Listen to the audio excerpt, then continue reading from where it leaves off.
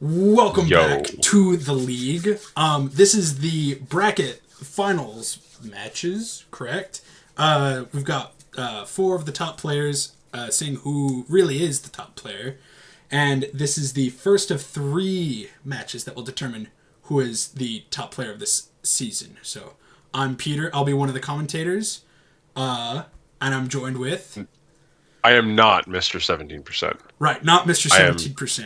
yes, I am Tyson. Right. Big guy specialist, Ash specialist. I know nothing about what's going to happen in this matchup, so I'm hoping you can enlighten me. I don't. So I mean, I got to experience leap, or I got to experience a leaping elf once, I think. But I think it. I don't even think it succeeded. It was still a very cool ability. Oh wait, I need to. Tori, you can still hear me, right? Yes. Okay, I'm going to mute and deafen since technically you shouldn't be able to hear us. So I'm gonna mute and Yeah. deafen. Good luck on your game, and tell Mr. Thanks. Dad Yes, good luck good luck. on his game as well. I shall. Yes. All right, now that she can't hear us, man, I don't know how I feel about this player. So I'm saying. So Just kidding. okay, looks like I was looking at the inducements. It looks like 2 journeymen, a wizard, and 2 Budweiser babes. Goodness. Oh, that's right. He has a lot of inducements because somebody killed half of his team Yeah, during his last game. Yeah, I actually think that I would like to keep the focus on this match, but I do so I don't want to talk about like humans versus halflings or like what happened in the last game. I am going to say that Mr. Dad was upset, Right. to say the least, and I think that Mr. Dad may have a new nemesis. Oh, Um, goodness. And so I do think that it is very interesting that his team is going into playoffs basically without most of his players. He got absolutely mangled Yeah, in the last game. it was rough. Yeah. Like, this was Um, not the time to have 3 players die during a match. so something interesting is that Tori did some calculations and she just straight up conceded to me. Or like she was like, I don't even want to play. I would rather not risk my players getting injured before the playoff game because I was her final match in the regular season. Right, yeah. And I I wanted to play, but I also like I 100% get it. And like if her team is down, even like one important player, Yep. that's very important. So I think that the end of this season was pretty interesting in terms of I was going to say player development, but the opposite of that. So like the injuries that the teams have sustained and the decisions that evolved from not wanting to be mangled. Yeah. And I mean, I think I remember when I was playing against you, I pretty much quit with like, what, 5 turns left? And it was just, Yeah. I think I suffered from the same dilemma of if I continue playing, I probably don't score.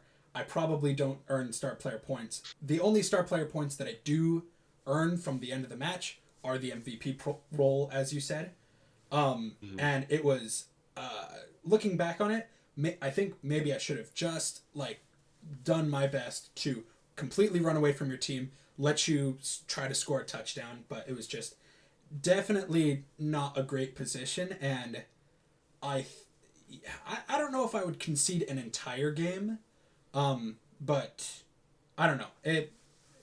I don't think her strategy was entirely, ill conceded, or what was Oh it? yeah, no, I think that assuming like if the automatic concession like removed her chances to make playoffs, then that would not be worth it at all, right? Right. But Yeah. because she could tank the loss and then still make playoffs with a fresh team, I think was a pretty, like Adam said, interesting meta going on.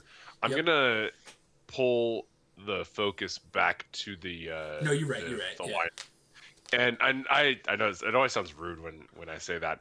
I want to point out that Mr. Dad is a really big fan of this kind of slightly asymmetric lineup. I was gonna say there's a big And guy. There's a big guy on the left where it yes, usually tends to be in the middle, and I wonder. yes, I wonder, is Tori going to do the same? Instinctively, I would probably put the Treeman right in front of the Ogre, because obviously my Treeman is going to be way better than the Ogre, and it would be good to just kind of tangle up one of his strongest players. I think there is a lot of merit to doing that, but I also think that like the Wood Elf team, you want your tree in the middle of the pitch as much as possible, because if he ends up rooting, then if he roots on the side of the pitch, he's basically like out of the game. That's true. Whereas if he Yeah. roots in the middle of the pitch, you can still kind of like run people into him as you shift from side to side.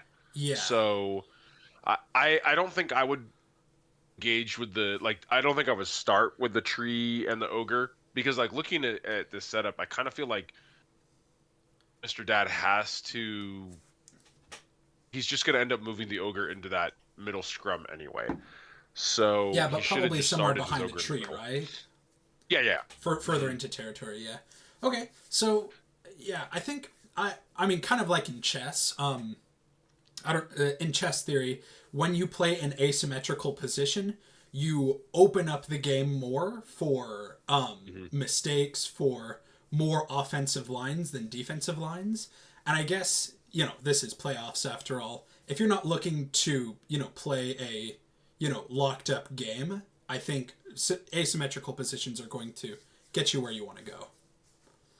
I I agree, but I don't really think that the ogre. I would put the ogre in the middle, and I would maybe like commit some more players to the side. I think, Right. because like I like asymmetrical setups when I'm playing Nurgle, because you want to run people into the. That's a pretty. I was going to say, that Actually, almost a perfect kick. actually, I think this is a really bad kick for Mr. Dad, because Really? I don't believe you. Continue. the I think that the against the elves, you want to kick close to them so you can tie them up faster. Oh, that is The true. more Yes. the more room that they have to run around the pitch and kind of like use their superior movement, I think is not good for the human team. They're certainly not bad on the movement front, but they are not the best either. Yeah. So I think in this matchup, Dad is the bash team. So Yeah. Well, except for the one um, tree guy. My yeah. goodness. Mhm. Um, I wanted to go back to your chess comment real quick, because I think that was an interesting analogy. Um, and I think that the problem with putting the ogre as that like kind of Ooh, so like this. if Tori goes for this blitz, right? I was If gonna she say. goes for the blitz, the ogre is one of Mr. Dad's main guard players, Yep. and now he's like on the complete opposite side of the field. So that guard is basically like not coming into play at all. That's true, because So if she puts the ball on the right side of the field, now that ogre's out of the game. Or right, it's harder to put him into a good position because of the lack of movement. Yeah. yes, and then at that point, kind of all the sheep has to do is basically like mark the ogre with a lineman every turn, and assuming the lineman doesn't get KO'd or injured, um, it's only a matter of time before that ogre rolls bonehead, and then he's Right. really out of the game, Yep. because he's boneheaded on the opposite side of the field, and that's your guard piece. Oh, yeah. Let's see. So it looks like she's opting not to grab the ball yet, which I mean, it's on the very corner of the field. I guess it's not advantageous to immediately grab the ball since you can't immediately advance it. I think Tori's done a great job so far of right now. None of her players are in a tackle zone besides the tree, but I mean, if you're in the tackle zone Right, of the tree, you're not safe. right, yeah. So, an agility 5 lineman. That's pretty good. So I was is she trying Go ahead. to screw? I'm trying to get in her head, trying to see what she's doing. Is she just trying to plug up holes in her defense so that Mr. Dad can't run in and steal the ball, or is she just getting ready to uh, dodge out, run the ball, win? Yeah, I think she's looking to like delay his movement, but also set herself up in like position for offense. Right. And I think compared to of all the elf teams, like all the elf teams are pretty offensive in nature, but I think Wood Elves and Skaven are like from the same cloth. Like you always want to be looking for like how can I put myself in a position to like really capitalize on that burst of speed. Yep. Yep. And so I think she's kind of like then because I was talking to her about like a lot of the people that I've been playing they're doing much better about caging, but like they're caging way in the backfield where like nobody's gonna get to you. Right. Like right now, there's no need for the sheep to cage up Yeah. because Of nobody course. can reach the ball. Yeah. So I think I like this sort of offensive screen kind of thing because like not only are you constricting their movement, you're also like any one of those elves that's up front up there is a scoring threat right now. Yeah. That was an interesting. Did you see the what is it? The one of the war dancers that she moved like one space. It, Yeah. how critical do you? I mean, I don't mean to be nitpicky, but it's like, was that kind of like a misclick or just a? Uh, I don't know. Like this must be like grandmaster level maneuvers. If it's like that one square is gonna matter. Am I right or? Right. I think with the deep kick, she's looking to plug the or like cover the sides. So she's Okay. got like a tackle zone. Like nobody can just run by the pitch. On the Of right course. side, you can run in between those elves, which is a little bit um I don't know if Mr. Dad is going to do that because it's on the opposite side of the ball. Right. So maybe she was just kind of after having seen the kick, she wanted to like cover the lane without um, giving away too much. Yeah. I'm honestly not sure on that one either. I do know that like the way that the game is developing. So this is an interesting. I was going to talk about this, and then Mr. Dad cut me off. This is an interesting strategy where, like, obviously, as a if you're playing against Wood Elves, you want to target the War Dancers. Of course. But Yeah. now that you're committing you're basically committing two players to the one War Dancer, and if you fail at knocking them down, so like you can see he's thinking about the reroll. If you Yep. fail at knocking down the War Dancer, they're out of there. Like they have dodge, they have leap, Yep. and so now that you've committed two players to try and hit the War Dancer, now the War Dancer is like if Sheep wants, he leaps over those two linemen and is now a really big scoring threat. Yeah. So you have to commit even more players to the right side, Mhm. where he's already committed the ogre and a lot of other players to the left side. Yeah, I was gonna say So I saw him move the ogre towards one wood elf when I could see that he could actually try to tie up two at the same time.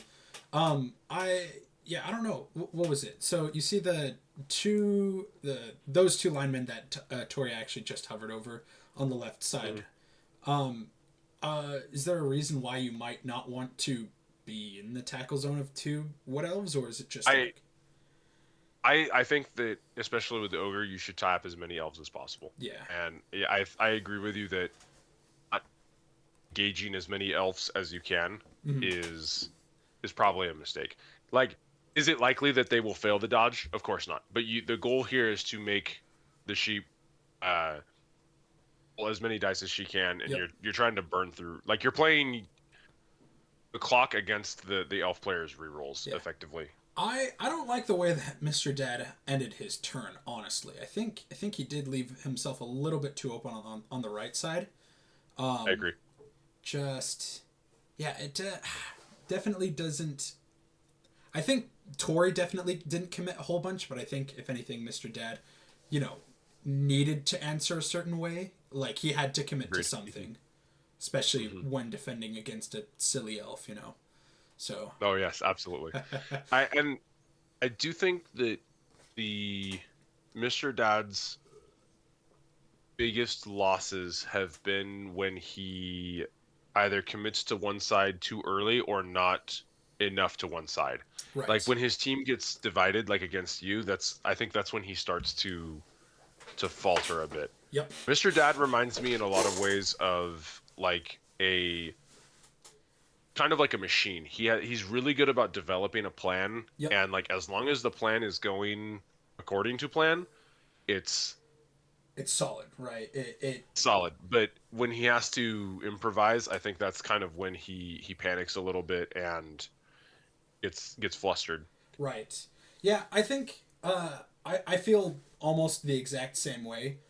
When I mean, if I'm doing something stressful, like when I was in a robotics competition, I think I had to practice a couple days, just like, okay, I need to remember, like, if something goes wrong, get back in it. Like, just don't Hmm. stop in the middle of it because you've only got 2 minutes to compete. And Right. I definitely sympathize with those who might, you know, freeze when they don't know what to do, Hmm. or if something in their plan to gets derailed. So, thankfully, I mean, I try to remember this is just a game. Have fun with it, and I think, Hmm. I mean, this is also the leagues. I would maybe take it a bit too seriously if I was really, really, really committed. But I don't know. I think it's interesting trying to balance knowing that this is both a game, but then being flexible enough to not falter. I don't know. I feel I'm rambling on a bit. No, no, I agree with you because it's competitive, and I think one of the difficulties in this game is trying to optimize your movement when Ooh. this is just a lineman. But like you Oh, said, okay, that's if fine. you are ending your turn next to a tree, you are getting bonked. So Yeah, I was gonna I say at do feel least not like, dodging out. That was a little, yeah, because even if you fall Adam down, Adam is you can't foul, or it would be a bad idea to try to foul a lineman with a tree because if you lose your tree, 100%. now you've lost half of your offensive power. Yeah.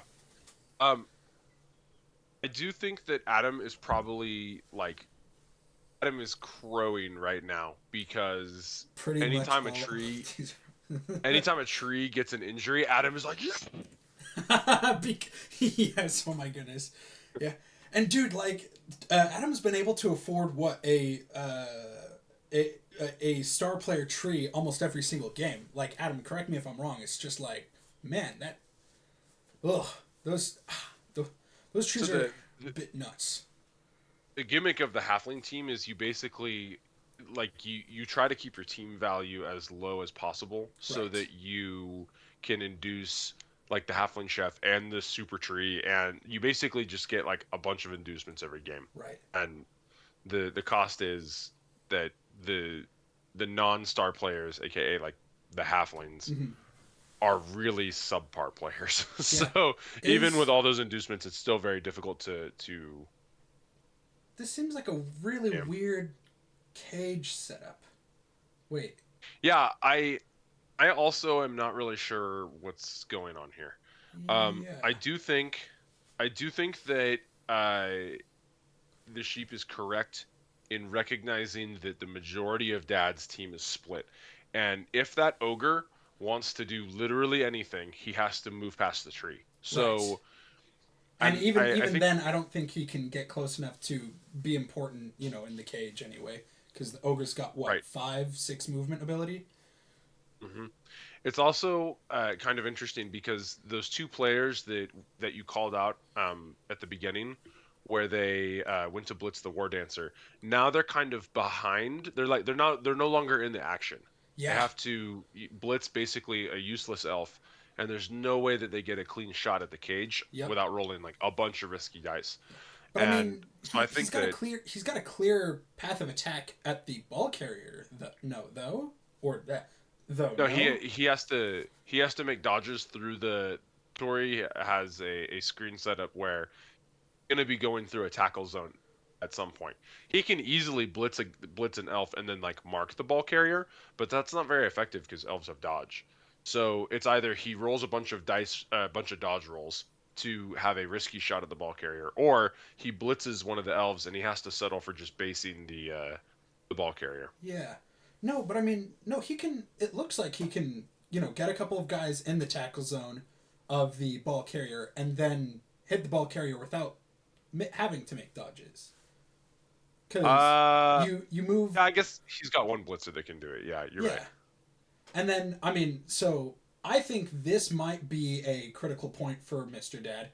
if Mr. Dad can get a couple of players on the ball carrier, successfully power the ball carrier, and maybe even pass it through to those guys who are out of position, I think that would Right, be right. huge. Mm-hmm. That would be huge, and he could even run the ball down with those two, Mm-hmm. right? I think they're close enough where, of course, I think this is a super unlikely thing to happen, or Mm-hmm. not super, just a lot of things have to go right. Like, you have to successfully power the ball carrier. You have to then successfully maybe catch it after the ball carrier's been powered. Mm-hmm. And if not, then you have to pick it up and then throw it to those guys. And then you have to make sure that it's not Right. intercepted. So, I don't know if I like that.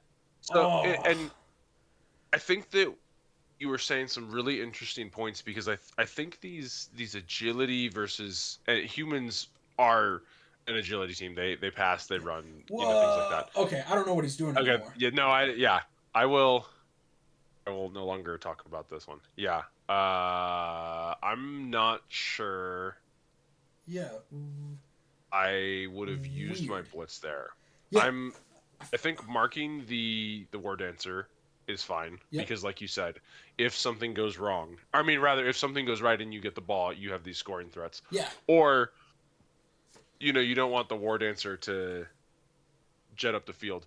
I feel like I agree with you. We probably should have taken the clean shot on the On the ball ball carrier. carrier. Yeah. So, okay, from this position, if I wanted to recover it, now I'm thinking, like, mark the ball carrier as much as I can. And then maybe put Yes. the ogre.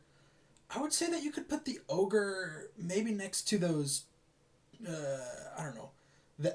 One of the elves on the second, or I don't know.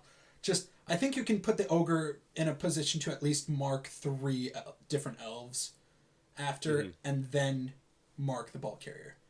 I don't know if I would Yes. completely. It looks like he's trying to outfield some of the ball carriers, but I don't think that's a good idea, Hmm. especially with a as you said, agility based team. Yeah, and I think that he's going for screens here, and I'm screens are not very useful against elves Mm-hmm. because they can just dodge through you, they can leap over you. So at this point, like with an elf deep in the I mean, I guess that's not too deep in his side of the pitch, but for an elf for the wood elf team, behind half behind the halfway point is deep in is a scoring threat. Yeah. So I'm not a really big fan of this cage because you can see she's already checking. Okay, Yeah. how much move Yeah. do I have? Like she's not even concerned about the screen in the Nope. slightest. So I think that just basing as many elves as possible because they all have armor value 7 Yep. and he needs to be hitting elves. And again, I'm gonna harp on this a lot, but that ogre is doing nothing with guard. Yeah. I mean, the ogre has barely moved at all, and I think Mm-hmm. yeah. I now you just wait, it's gonna move. It's gonna move. He's gonna move. He's good. He's He's gonna do it. he's gonna do it. Or he boneheads. Who knows? Ooh, don't bonehead. I I don't. was gonna say if he boneheads here, Mr. Dad tilts out of the universe. Oh He my hates gosh. bonehead. I think I don't know if I would have moved the ogre that way, but I don't know who am I who am I to say? But I do agree with you because I feel like if I were playing against uh wood elves and wood elves got into this position, I would go because like you always want to stop them from scoring, right? yep, Like having the other team not score is always a priority. yeah, But if this happens, your plan B is hurt as many elves as possible so that it is more difficult for the elf player to defend against you in subsequent eh, turns. yep. And I do want to say And yeah. something. I do want to say something real quick. I don't know if you've noticed, but almost every single time, both the elf player and the human player have almost run down their clocks, like Mhm. to Yeah. the end.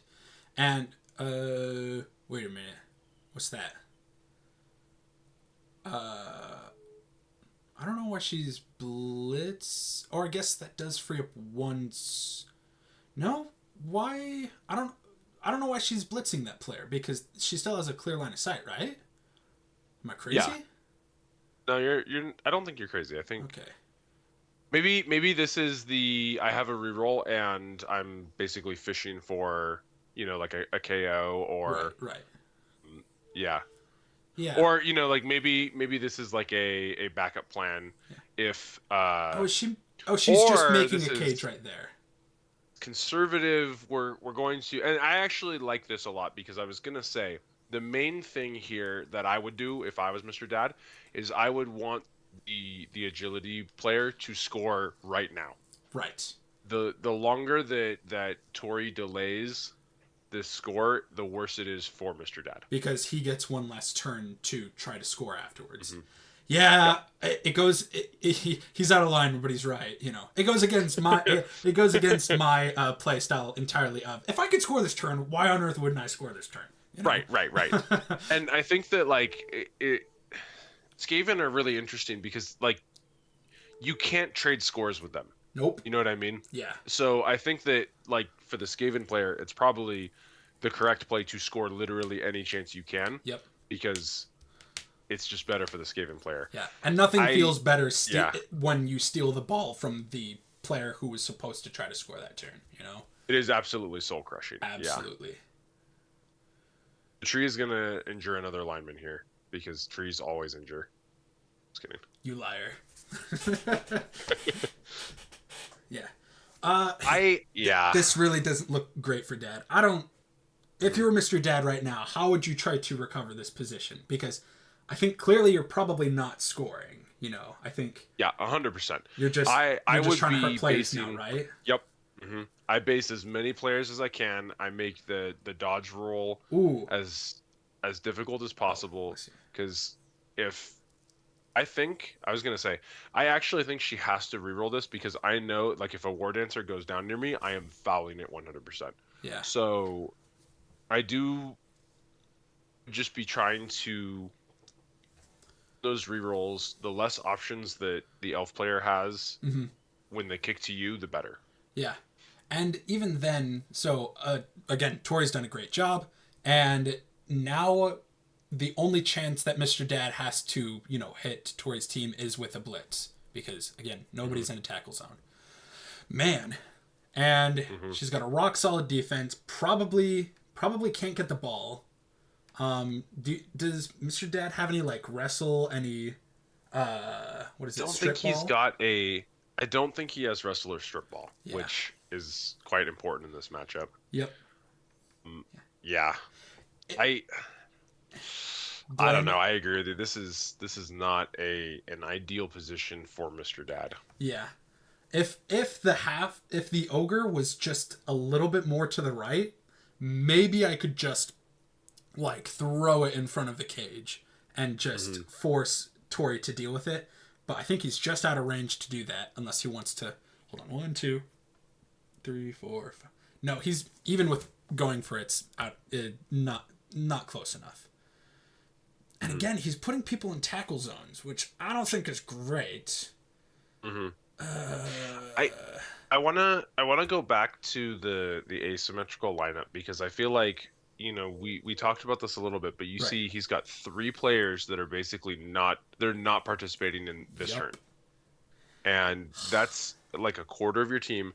The ogre has not been doing much of anything. I don't think the ogres hit people once, and you really need to remove elves from the game. Yep. I also think that we should remove elves from the game and every platform that they're in. I think the world would be a better place without elves, but that is my own personal opinion. But for sure. And I think that like as Nurgle, I like the asymmetrical setup with the big guy on one side because like you don't want to run into the Nurgle big guy because then tentacles ties up your team. I remember our game. It was rough. Oh yeah. Oof. So you can afford to go for that asymmetrical setup because it's kind of like a darned if you do, darned if you don't. You either run into the tentacle player or you run into most of the enemy team. Yep. But the ogre doesn't have anything that punishes you for being near the ogre other than he hits you. Yeah. And he might bonehead. So I don't know. I remember I was all. There were a few moments that my rat ogre, when I used to have a rat ogre, where he would actually do something useful, but he was. I would say that as a Skaven player, I definitely prefer to have. I would prefer a lineman to a rat ogre. There was that 100%. big of a difference, Mm-hmm. And I think there's a time in every Skaven player's life where they have one too many games where they just get hit a bunch, and they're Yeah. like, okay, I'm gonna get the rat ogre to like fix this problem, Hmm. and then you start to realize that um you don't actually need the hitting strength. Like it doesn't help you achieve your goal. Right. And I do think the humans actually really need the ogre, Yeah. I despite would. the ogre not being a great player. Yeah. I think the ogre. Wait, say the line, Peter. Push meta! Push meta! Oh my gosh!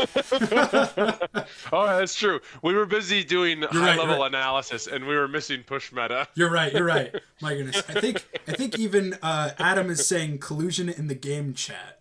I think we Yeah, I think next. Mr. Dad had a technical difficulty, but they got it resolved. Oh, what was happening? It was kind of hard for him to move his players below the cage, but he got it figured out. Oh, okay. Like, was he expecting his players to have a little bit more movement? If he was No, I think expecting that, like he should have chosen Skaven. That's all I'm saying. I think he could not activate them, but I could be wrong. I see. All right. Well, hey, the oh, I guess I would hit a player on the way out, but Oh, absolutely. You have a reroll. Yep. You go. Yeah, just fish for injury with the tree. Ooh, See? injury, Right there. injury? Boom, injury. Nope, Oh. stun. Just stun. Man. Dude, I love playing with the cutscenes on injury. Ooh, wait. Oh man, it makes my butt clench anytime I see that cutscene. Yup. Yeah, I think Tori had one more decent hit, but I guess this is finals. No need to get too risky. Right. Yeah, it was close. I maybe would have hit one more person. If it was an elf that I could hit, for sure would have taken the hit and then the touchdown. But it was a human. Yeah. Mm-hmm. I also think that I agree with you. I would probably have taken the hit just in case. But if she ended up having to burn a reroll there, I think that could be really bad. So if this was my team, I don't think I could score with the amount of time that Mr. Dad has. You're right. But Mr. Dad is playing humans, and so I do think is Mr. 17% in the chat? He is in the chat. He is. I'm just Yes, saying, he's if Mr. Dad prays just a little bit, I think Mr. 17% might grant a blessing. I feel. Are you familiar with the fairy circles, like the ring of rocks and branches and things like that? I feel like you talked about it during one of our D&D sessions, but I think I was busy making fun of Tori for being an elf. So you would invoke a fae or something like that by creating a fairy circle, and it's like a magic circle, and it's usually nature based. And so I was gonna say in order to invoke Mr. 17%, you have to make a fae circle, but it's dice roll or it's dice. Make a circle of chips dice. And right, yeah. Yes. And then you have to instead of spinning around in the mirror and saying Bloody Mary or whatever, you have to pretend that you're at a slot machine and be like Mr. 17, lucky 17. And ooh, that's a good one. That's a good one. Ooh, we should make a charm for Gabe, or Yes. Gabe needs to start selling his charms, True. You will make all of your 17% chance rolls your next game if you buy this charm for the low price of $17. Yes. I would love to be able to do mod the game to make it so instead of you could have player specific inducements. Ooh. You could buy Mr. 17%'s charm and one long any long bomb. One long bomb is guaranteed. It'd probably be super broken, but I mean, it would be hilarious for sure. This is another asymmetrical setup that Tori is setting up. I wonder. So I think I saw.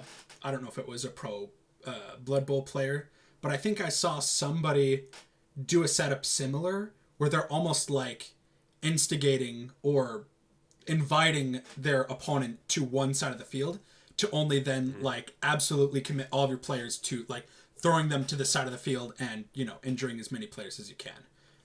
Do you think that's what Tori's doing here, or do you think that she is her screen is wonky and she thinks that's centered? I'm not sure. I think right now, I think she's going to opt for a really I think there's two choices here. You do either what you were describing, where you just kind of offset yourself and then go for like a heavy overload on one side, or you Right. could play super conservative and protect your war dancers from the mighty blow blitz. The That's true. problem with Yeah. protecting the war dancers is it forces you to take like a really centered position, which may not be what you want. Right. Um, I kind of like the overload because if Mr. Dad scores, like I would not put it past the Wood Elves to be able to score in like 2 turns. Yeah. Maybe Yeah. even I know Tori's been talking about 1 turn touchdown setups. I don't know if she actually practiced them, Mm-hmm. but in theory, she does have 1 turn touchdowns. And I Yep. am gonna say I've been waiting to say this because I think that at some point she will say 1 turn touchdown in chat, and then she will say I messed up my 1 turn touchdown setup Oh. because she has cost herself some very like she could have had extra SP or turned I think some draws into wins if she had practiced her 1 turn touchdown setups. Oof. So we will see if in playoffs she does actually have those on lock Yeah. because they're not. I don't think they're guaranteed, or if they are No, guaranteed, they're not you have to guaranteed for like sure. It's okay. a lot of Mhm. rolling. It's a lot of going for it. It's a lot of rolling. I think I think I remember the setup that she was trying to do against me. The only way that she does the 1 turn touchdown is she has her catcher on the line of scrimmage, and then she finds a way to force one of her opponents to bump into her catcher and force the catcher to move one more space forward, and then she, runs as far as Right, she right, can mhm, and then goes for it 3 times. So right. I think Okay. that's like, first of all, getting the setup where she, pushes the catcher one tile Mhm. over with an opposing player. That's difficult enough, and yeah, it's definitely not guaranteed. It requires your opponent Right. to set up poorly, Maybe. or yeah, Mhm. Maybe she's anticipating. Maybe she didn't take that hit in the right before she scored because she was anticipating scoring with the 1 turn touchdown setup. So ooh, she wanted to save her reroll for that, like that's break true. glass in That's true. case of emergency. Yeah. She is. It looks like. Oh no, she's. Is she going centered? Okay, not a little bit off center. I think Hmm. it looked like she was considering at first to, get the ball closer to her, but it looks like she opted against that.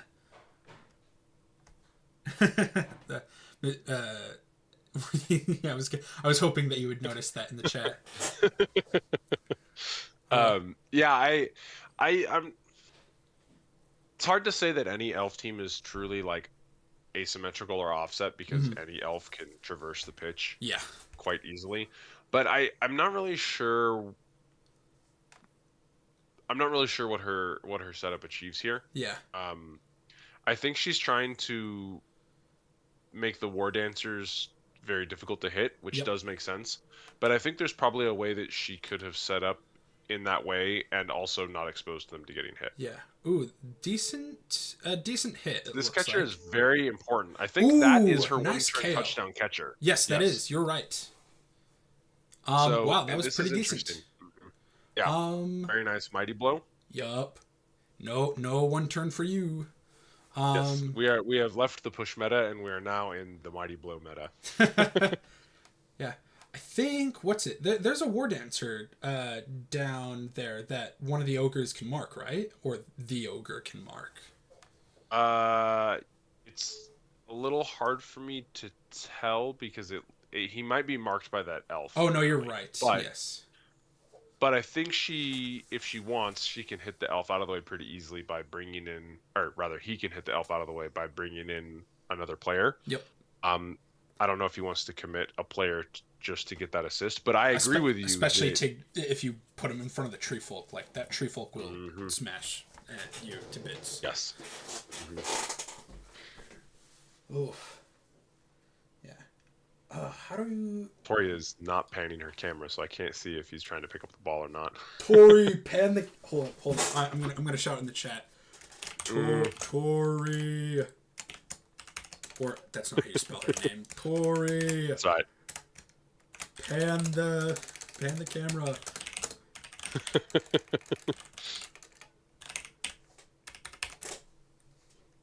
funny watching the listening to you type and then waiting for when the chat catches up.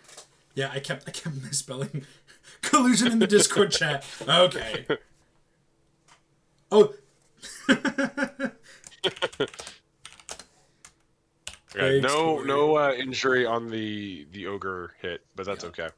I think ogre's in a pretty good position. Yeah, I think ogre's in a pretty good position. Yeah, sorry. What's this weird cage setup? Like, I feel like I'm not sure. it's been a while since I've seen a normal cage. Okay, no, I know. So this is a specifically an anti-leap cage. Whoa. So, yeah. I see it. Yeah. Oh, that's interesting, So, actually. yeah, no matter where the war dancer leaps in, they will always be at a red die. Because there's no way for Tori to cancel out every single assist that could be generated here. That is a good point.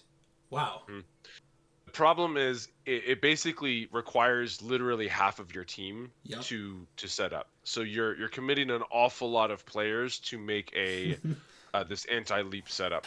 And the interesting thing also about the setup is that it gives you a very high chance to just randomly catch the ball if they do manage to get the ball out.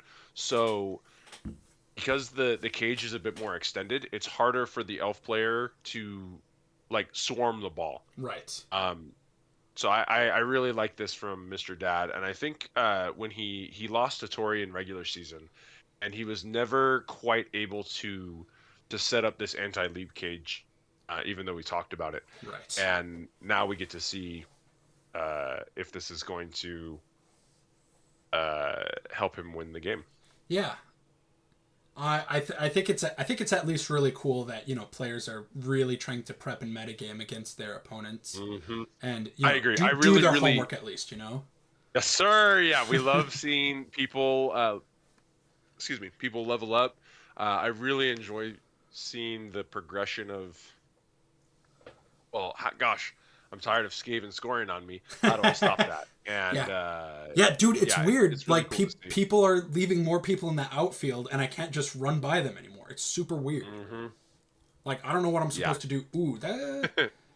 I'm gonna say No, never mind. This tree already injured somebody. I was about to say that this tree hasn't been rolling particularly well, but what am I talking about? Yeah, the tree stunned somebody and injured somebody. Yep. So. Yep. And that's how I'm saying, Adam. No one's leaving guys by trees. What am I supposed to do? I was listening to Brian and Kevin play, and it was funny because they both mentioned my team. Ooh. And they were like, "Dude, I got absolutely like walloped because they were like, I just walked at Tyson's team and I expected to win because usually I'm the strongest like team on the field." And so it was really funny like listening to them be like, I actually like legitimately do not know how to like approach a team that's higher strength than me. Yeah. And yeah. I really like people come up with like, okay, if I am gonna get leaped on or leaped over rather, like how do I stop that? Yep. And then now we are seeing evolution in real time. Yeah, I mean, I'm still trying to figure out how I would beat your team. I mean, we're talking, commentating over, Tori's and Mr. Dad's team, but our game is going to be tomorrow, and I still, I have some ideas on how to, beat your team, but it's loose, It's not run with the ball and score simple. It's like, maybe run with the ball and be patient for some reason. I don't know. It was weird. It's hard to say because like I think so much of this game changes in a single action. Yes. So like your plan could be stall and then all of a sudden it's like, whoop, I had to use a reroll, so now I'm doing something else. Yeah. And I think that like you summed it up pretty well where it's like you got to play like fast and loose and like pedal to the metal like all the time, but also be ready to just like stall. Yeah, I mean, it's hard to say. Yeah, I mean, remember that one moment in the game? I think that it still could have been a critical point for Mr. Dad when Tori left open one spot so that the ball carrier could be blitzed, and then maybe, just maybe, Mr. Dad could throw it to those people who were out of a dodge zone and just run with the ball. Yep. I I wasn't really sure why he was blitzing the way that he did. It didn't really seem to defend the ball. It didn't really seem to, try to get the ball. It didn't really seem to attack any particularly important players. It was a weird setup, in my opinion. Mm-hmm. Yeah, looks like I agree. It looks like he's just gonna progress the cage a little bit. So the other thing that's very difficult, or that's a problem with this anti-leap cage, is it's very difficult to progress the entire cage at once. Yep. Yeah. So you end up doing a lot of like lateral movement where you're not really making a lot of like progress up the field. Right. And so Nice pow. the other thing with this very nice pow, that's what we need. This sidestep though. And this is mighty blow, so this could be devastating. Ooh. Let's see that cutscene. Oh man, a nice stun though. Stun is good. Yeah, stun is it's good, alright. and it's on a war dancer. So Crunch. yeah, that war dancer, in my opinion, is getting stepped on. Yup, and not in the good way, you know. Yes. I think Mr. Dead has 2 more good hits. Yeah, that's one of them. Mm-hmm. Another nice pow. And this is also, so I think you mentioned it in the beginning. Tori was doing a very good job of not leaving her elves exposed to getting hits, and I think Mr. Dad is finding a lot more hits this time around. Oh, absolutely. He's had 3 mighty blow rolls. Yup. Just this turn, and obviously it's really unfortunate that only one of them so far has stunned. Yep. Ooh, maybe an injury. Ooh, a KO. Yep. Nice. There you go. So with those 3 mighty blow rolls are you can see that the Tori is kind of getting or starting to feel the pressure. Armor value 7. Mm-hmm. Yep. Yeah. And then I would. I don't know about that.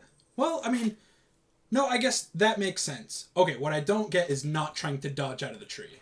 That's what I don't get. And Tori's immediately going to punish that, it looks like, or maybe not. Yeah. And I think that she has to take the hit. Like, you can't dodge with the tree. But I think she's waiting because if the tree like roots or something, or like, you know, rolls a double skull or something, I think she's doing movement first, and then she's going to. That's fair. Yeah, I think I was punished when I was playing Gavin. You know, by not moving when I should have, and not expecting a double skull. Sorry.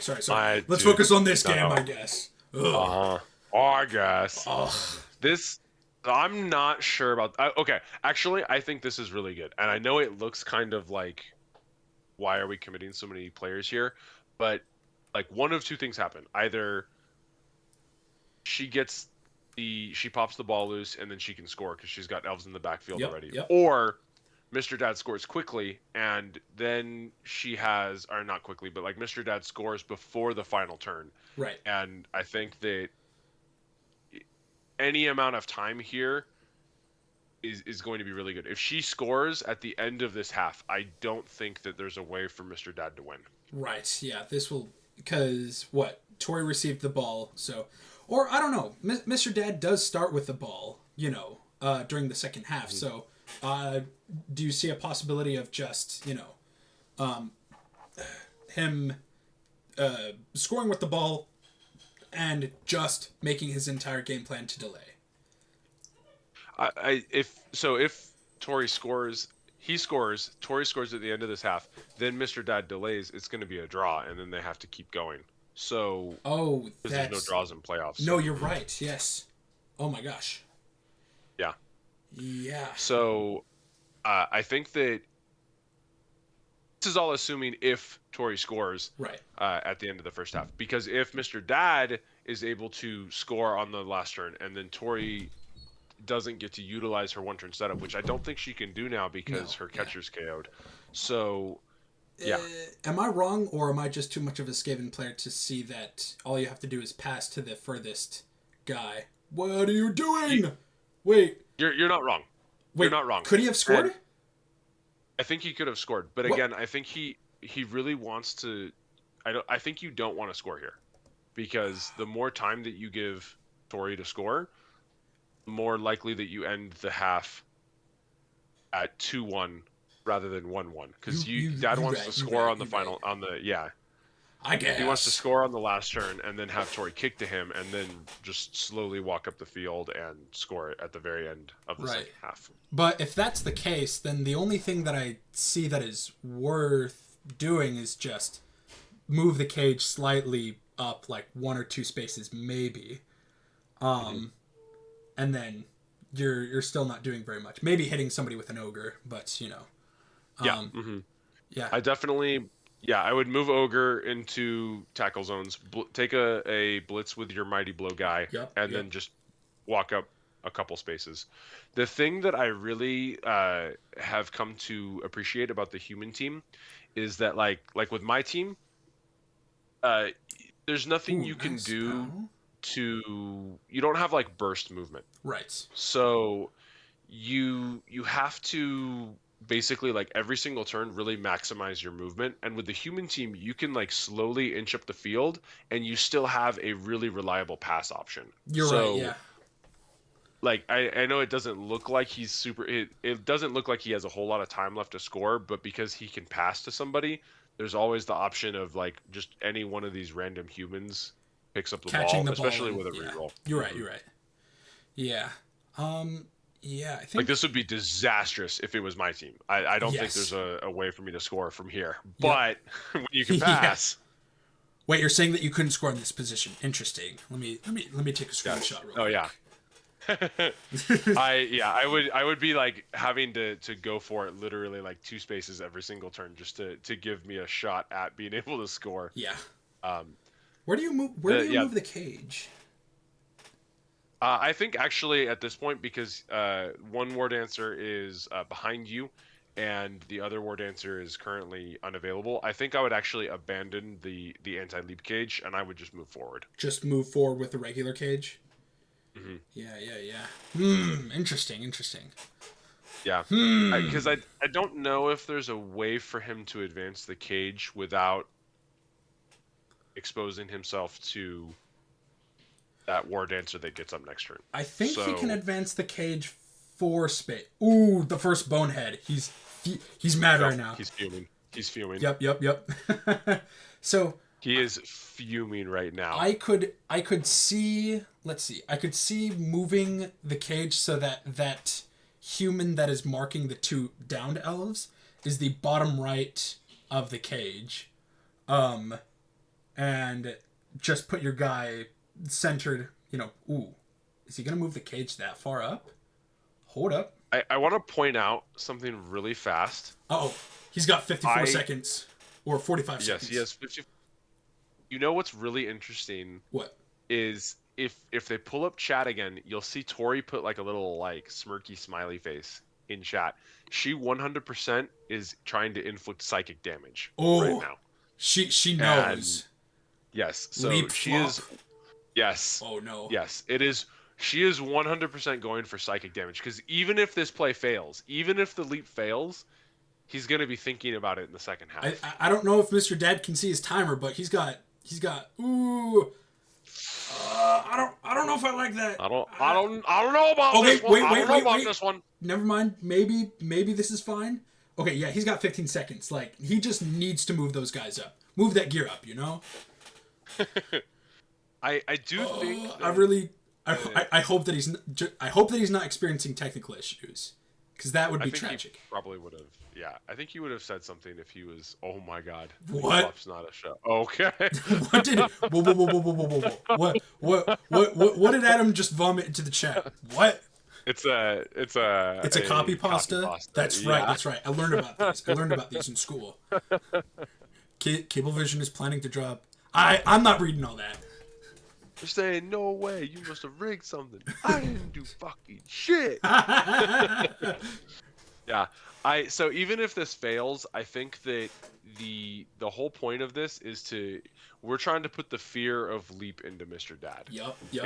And It's you kind of like want him when thinking- Adam was trying to threaten to throw his halfling across the field. I feel like Yes. when I was playing against him, I definitely was more scared of that than I should have been. After realizing the different, the amount of things that have to go right, I think, yeah, Yes. definitely shouldn't have been as scared. Ooh, another That kill injury? dude, KO. Tree is putting in work Yup. this game. And it hasn't rooted yet. I mean, Yes. Normally Gnarls Barkley, the play pattern for Gnarls Barkley is he does something really cool, like he injures or KOs somebody, and then immediately roots the turn after that. yep, And yep, yep. he remembered that this is playoffs, and he is here to play. So Yeah. I actually think I 100% would leave those elves there because all she has to do is stand the war dancer up, make the easy dodge, blitz the ball carrier, Yep. and Steal the then ball, throw it, yep, win. she's off to the races. Yep, Yeah. yep, yep. One. Wait. Whoa. Wait. Oh. Like, and again, like maybe it's just like agility envy, but like it's hard for me to watch these Agility teams and be envy. like there's so much you can do here. You know what Yeah. I mean? Like all she has to do is make this dodge and then make a pass. And it's like I think a really critical part of playing elves, she does not need to do this. Does not need to do this. Hey, that looked cool Yeah. AF. I'm just saying. No, That might have been it looks cool AF, I Oof. agree. But That's I think that's a decent push actually because pushes into a different guy. Oh, but I you still can't. would have rerolled it because she has he's got sure hands. So That's I think she was true. expecting the strip ball to come into play and Oh, it still goes for it. sure. Dang! Imagine if the agility 5, lineman I dies. definitely would have if you're rerolling here. I definitely would have used my reroll on the Flip. on the war dancer. Right. But yeah, I mean, not it's alright. sure. Not sure what was going. Yeah, last ditch desperation attempt. Yep. So, Yeah. okay, now I think Mr. Dad is in a decent position because all he has to do is knock the war dancer out of the way, pass it to the dude, run the ball. I would not do anything else. Like, No, 100%. So you need this score. At this point, yes, there are elves to hit. But now I understand that, I am like suppressing my urge to punch an elf on my way out. Yes. And I am running 100%. the ball. Please, Mr. Dad, please. Okay. What's hilarious is what? like I was playing a game I was playing in the league one time and I was like in a position to win and everything and I did exactly that. I was like I'm gonna hit some Skaven, I'm gonna hit some elves on the way out. double skull, and I lost that game and I was like never again. Never ever again. Yeah, I mean, sometimes it's great not having great memory because I think that's happened to me. But then I don't do that the next. Oh no! We literally just talked about that. Wait. Oh, that's Tori choosing where to sidestep. Okay, that's Yeah. Ooh, that's pretty bad for Mr. Dad. That was actually. almost so disastrous. Yup. Wait, If that was any. Oh, nice. Okay, Yeah. please pass the ball, run it. There are elves. Yes, don't look at the elves. Don't look at how punchable their faces are. Just whoa, that was interesting. She chose to talk about it. I don't know why she chose to apothecary somebody who didn't die. So I questioned her on the exact same play when she did this against Dad last time. And at first I was like, why would you do that? That makes zero sense. But then she told me that if it comes to second half and both of her war dancers don't wake up, she can't play the game. Oh. So she's a really big fan of using the apothecary if there's a crucial KO and one war dancer is already KO'd. Yeah. Like it's kind of a niche scenario, but like she needs one war dancer. That's true. I guess I agree with that. And since this is playoffs, you could probably afford and probably have to be more aggressive with your apothecaries. Mm-hmm. Yep. I also really want to point out that I think one of the faults in Mr. Dad's gameplay that he hasn't really addressed yet is he's very conservative with rerolls, which is really good, but then he kind of sits on these burned resources in both halves of the game. Yeah. So Even if he ended this turn, or he started this turn with 3 rerolls, so there's no way he could have used every single reroll. Yeah. And like at this point, even if you're just rerolling to fish for injuries on like a War Dancer, it's That's still better true, to use the actually, yeah. reroll than to not. Mm-hmm. I don't know what he's thinking about right now. Is he? I also don't know what he's thinking about. There's not a Did lot he? of Did decisions he to be made IRL here. bonehead? Possibly. Oh no. Oh no! Please, Mr. Dad, wake up! We can see you. Mr. Daddy, yeah. Okay, maybe petting Bonnie. Oh, that's valid actually. Yeah, that is true. You gotta pet the celebratory pets before you score. Celebratory pets. Okay. Maybe what he's doing is maybe he's setting up for a possible misclick for when he heroically, valiantly, scores a touchdown, and maybe he drops the ball, and maybe he. Right. I actually don't like the way that he put that guy there, because now, I guess he has to make a couple going for it anyway. What is he? What is he doing? Whoa, wait. Oh. Okay, this is fine. This is. Whew, this is really fine. That was very. That was potentially really dicey. I was gonna say that was skull. Yeah. Mm-hmm. I was gonna say that seemed more risky than necessary. I think so as well. Yeah. And I guess if you're banking on a skull, like rolling a skull and rolling and failing and going for it are the same percentage. So I guess when you look at it that way, I would rather take the hit. Did he forget who his ball carrier was? Because I think I just saw him put a blitzer in the touchdown zone. I think he's trying to he's trying to SPP max his SPP gains. And even if this he feels doesn't risky. make this, okay, you know what? Fine. I should I shouldn't have been doubting. No, I shouldn't have been doubting. I 100% would not have done that. That was so risky. Yeah. That was. If he rolls so that's the Zeus redo. Redo. Yeah. I also just got that. Thanks for calling that out, Adam. Oh, honest, I do think that I would not have done that. Like, for what it's worth, I 100% would not have done that. Like, this is playoffs. I'm not risking my playoffs on old pass right there. Like, if he doesn't score here, I think he loses. Yep, and I think Tori just mentioned that her catcher, who has the ability of scoring the one-turn touchdown, did not wake up. So it is not possible for the one-turn touchdown right now. So it seems like players are now just looking to bash right now. Yep. Mm-hmm. So this will be interesting. Honestly, my water cup is empty. I'm gonna go refill it real quick. Tell me who dies. Okay.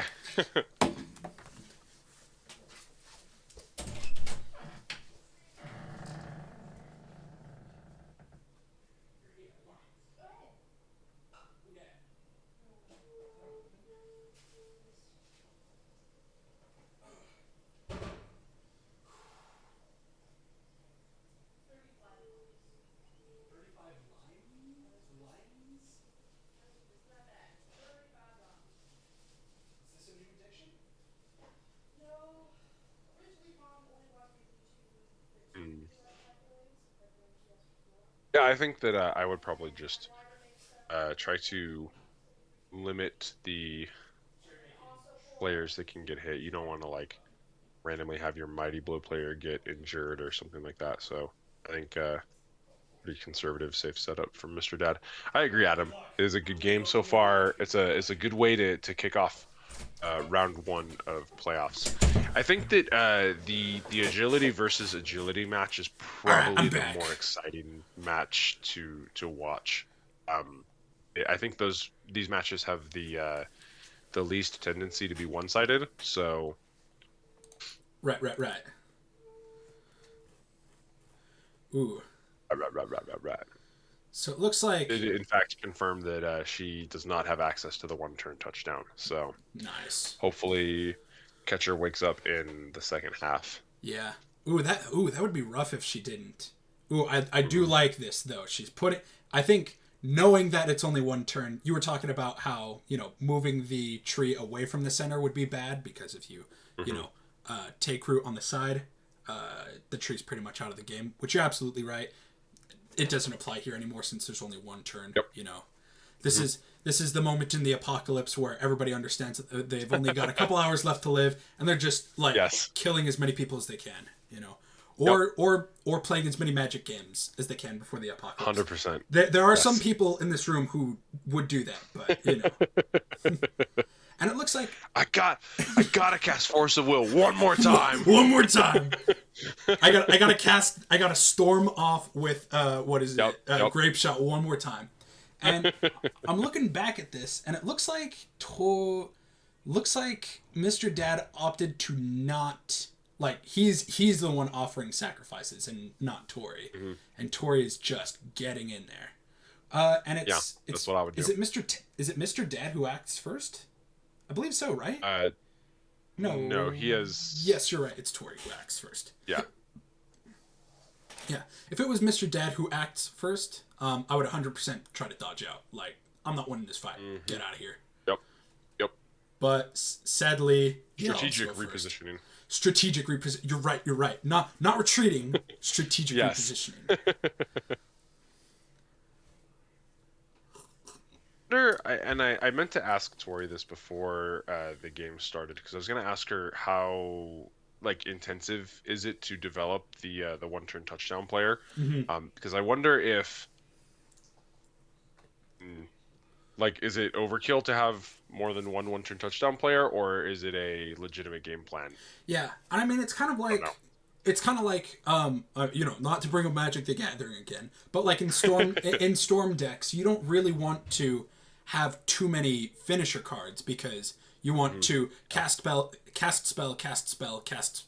over and over again, so that you can so that the finisher is more worthwhile. If you have too many finishers, you're left with not enough resources and not a great chance of storming off.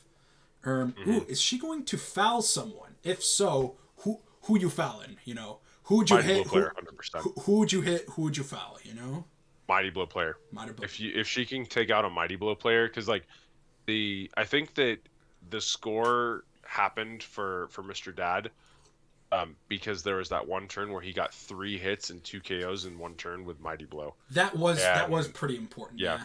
Mm-hmm. So if I were Tori, I would do my best to get Mighty Blow players out of the game. I wonder, is she trying to position? I'm not sure if. I don't know what she's trying to position foul for. Could be really risky though.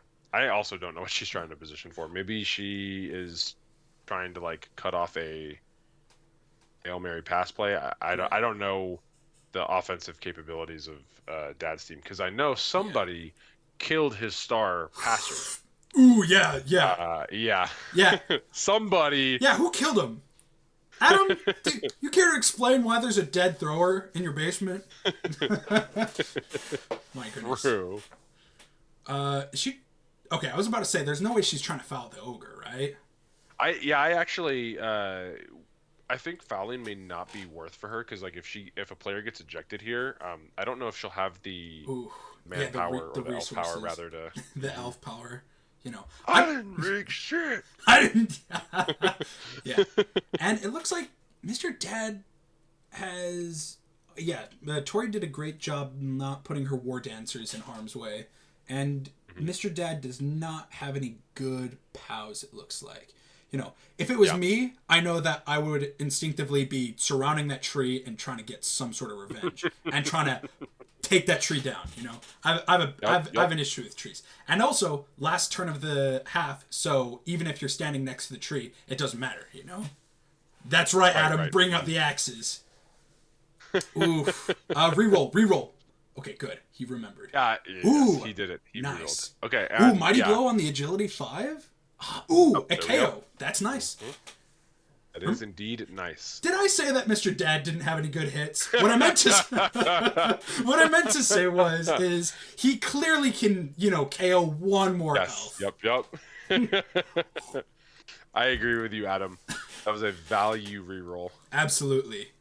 Kind of wasted one reroll, as you stated. He's a little bit... Ooh, that is really rough for Tori.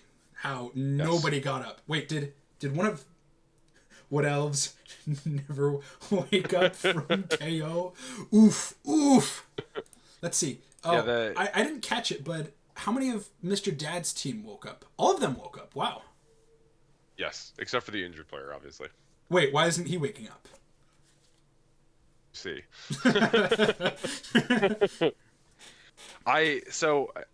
Tori did express some frustration to me a couple weeks ago, about she does not enjoy the paper thin armor value 7 aspect of the Wood Elves. Right. And I think that very similar to Skaven, the first like 2, maybe 3 KOs or injuries don't really matter, Yep. but like after that, they matter more than most teams. Yeah. Does that make sense? No, yeah. I absolutely agree. That's why I loaded up my team. I've got 3 extra players on the sideline. You know, I am good to go for a while. Right. We are playing the long game. Yep. The first time that I played against you this season, anyway, I think I only had 1 extra player, and that was even devastating. You know, after getting through that one, as you said. You know. So, being able to mark scary players with basically no fear of repercussion, like, you know, if you have a deep bench, you can mark Mighty Blow players with a lot more like reckless abandon, because you don't really care. You've got linemen for days, and I do think that's one major weakness of the Wood Elves is they don't have their players are all very expensive because their players are very good, but I think it's a huge advantage, like in playoffs or late in the season, to just kind of throw dudes at the best players on the enemy team. Yeah. Because it doesn't really matter if you lose a bunch of linemen, you can replace them very easily, and like winning is you can't draw or get into playoffs in. Sorry, let me restart. You can't draw in playoffs, and so winning is paramount. Yeah. And Adam does bring up a good point. Deep bench is Yep, deep bench is not as useful during the second half, because of course, it's the second half. I don't know. Would you so if you were in Tori's position right now, would you let Mr. Dad quick score so that you have a better chance, during after the touchdown to score? I would very much prefer it if Mr. Dad did not score. If I'm Tori, because what Mr. Dad wants to do is go really, really slowly and then score. So the downside to this is basically if he scores, even when he scores on turn 8, there is a chance that her catcher can wake up and then she can one turn. Yeah. So and right now, let's see, what am I saying? I could like I'm gonna try to pull up my fortune teller real quick. I think Mr. Dad would be ecstatic if immediately the tree folk took root, and now that if the tree folk took root and you still have 11 players, or I think Mr. Dad only has 10 right now, but minus the tree folk, it'd be 10 to 8 players, and at that point you would be equal, if not greater strength than Tori, and that would really, really be nice for for Mr. Dad if that happened. Ooh, nice, going for a War Dancer. If Tori loses a War Dancer and she concedes, then she's griefing Peter or me. Yeah. Mr. Dad, 2 MVPs, so Yep. would be pretty upsetting. But if it wouldn't really affect the bracket because the concession would just count as a loss. So it'll still be Mr. Dad faces the winner of Peter and I. That's true. And what I was going to say is I remember my last game against Mr. Dad pretty vividly, actually. But he seems to be doing a much, much, much better job using the Mighty Blow Blitzer every single turn. Or at least trying to every single turn. Sheep is saying I read him the riot act on that one. I learned him real good. Yeah. So that was that. I mean, thanks for doing that, I guess. But what if he hits one of my rats and the rat costume was for nothing? Well, true. No. You're right. I have been. It means Dad auto moves son. Wait. Oh, I see. I was about to say son. Yeah. Yeah, that would. Oh man. I wonder. Mr. Dad is right now. Mr. Dad, try to take out a Wood Elf right now. He's getting the ball, setting up the cage, of course. I don't know. This is a decent position from him. Yes, it is a decent position. Bonehead. Yes, Ooh, I agree. nice pow. Nice pow. There hasn't been as much push meta going on. Yes, this is. Dude, I love that image. Oh my gosh. There's definitely more POWs being selected in the second half, which is always good to see. Yep, we're not seeing as much push meta, you know, which is disappointing for Tori, but I think I already conceded versus you. That's right.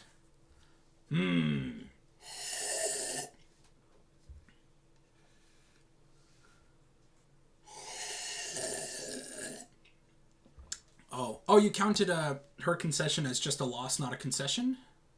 Yeah, because it wouldn't have been fair if I counted it as a concession, because then I would have gotten two MVPs. MVPs. Yeah, that's fair. You know, that's honorable of you. Ooh. Thanks, man. Nice hit. Some people question the integrity of the commissioner, and I will never ever have the validity of my commission league running be called into question. Yes. Ref! The real concessions. Oh my gosh. Okay, so, I mean, yes, Mr. Dad got some nice pows, but it looks like, you know, the Tree Folk is, of course, getting some nice pows, too. Getting some stuns. No more injuries yet, but, you know. I think if the Tree Folk gets a couple more injuries, I think that could, you know, balance out the, you know, strength and balance we have right now. Yep. The absolute... So here's...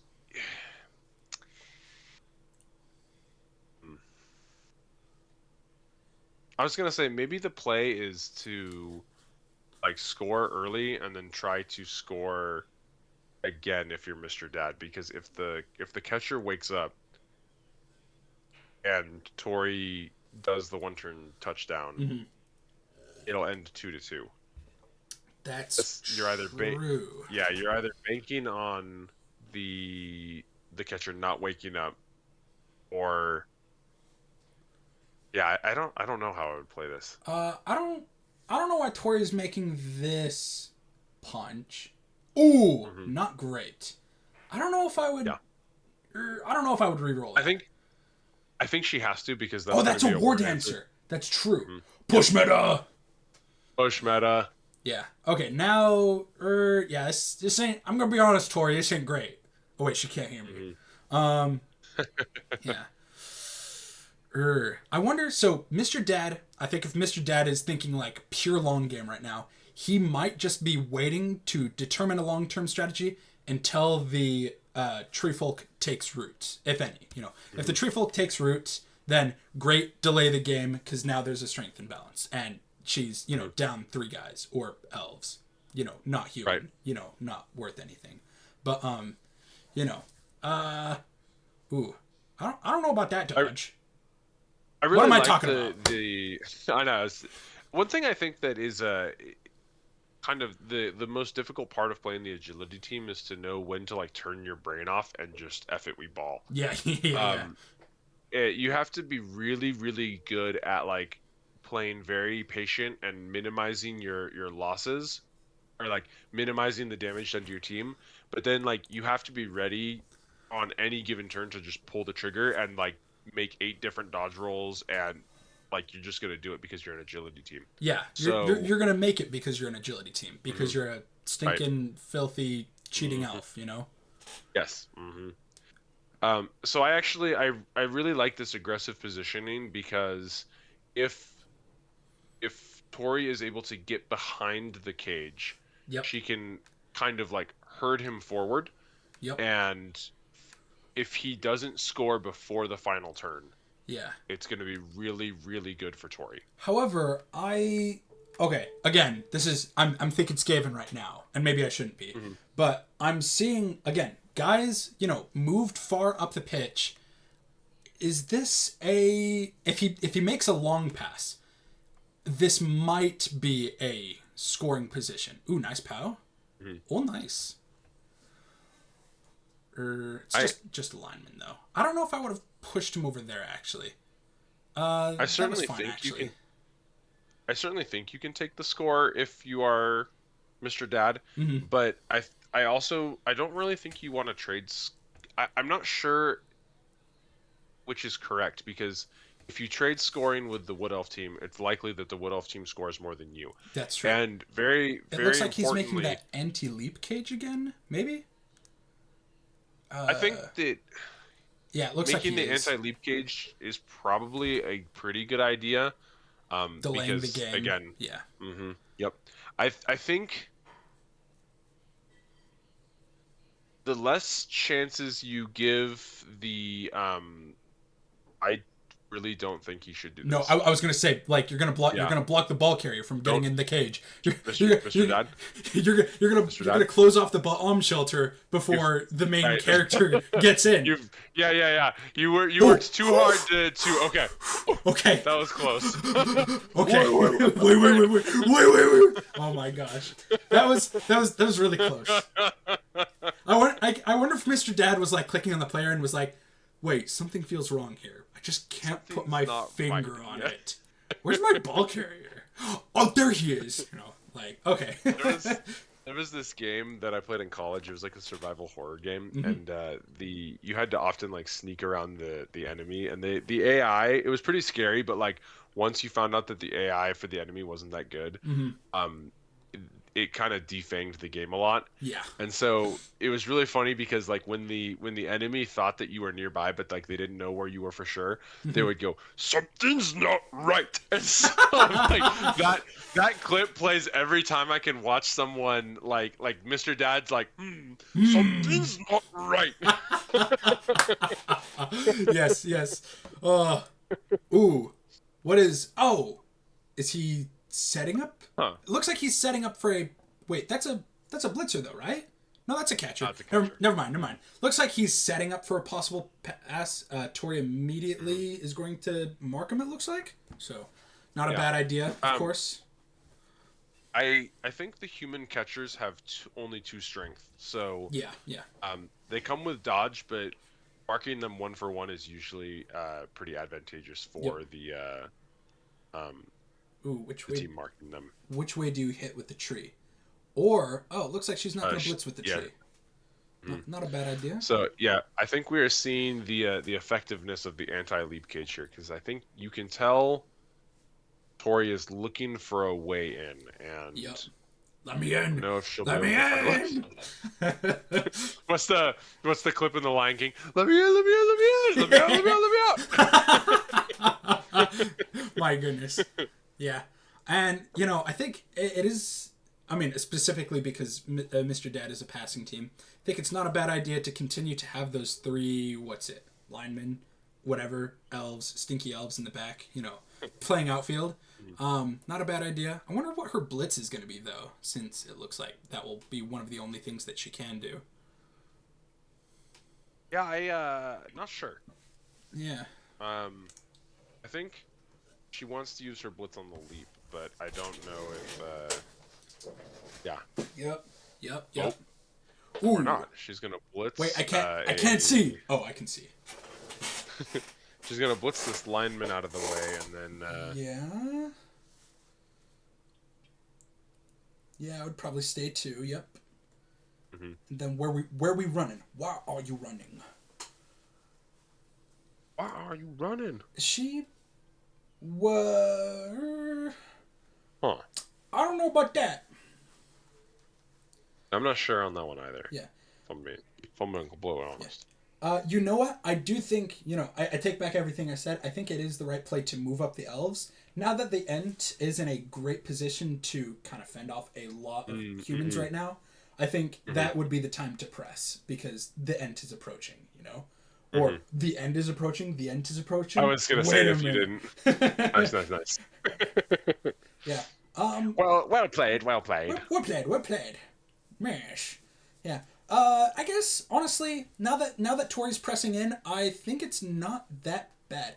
The March of the Ent. Wait, that is a magic card. I remember that. Wait, is that a magic card? I swear that's a magic card. Give me Yeah, one. Give me it's a one magic sec, card. folks.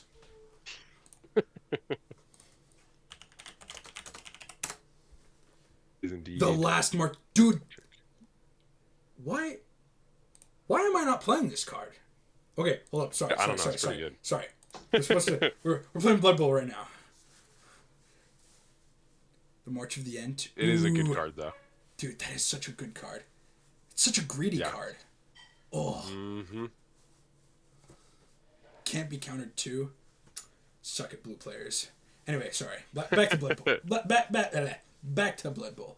I'm thinking we immediately hit with the tree, get in that cage, like really, really, really press him. Yep. Has Mr. Dad Now, taken an I action do think yet? it's interesting because if she does manage to get the tree into a corner, if she manages to get the tree marking the ball carrier, her tree does have guard. So now that anti-leap cage Ooh. is going to be much less effective Yeah, because yeah. she'll get an assist. Yep. So do you try to rotate out of there and just get away from the Ent, or do you try to push the Ent out of the way?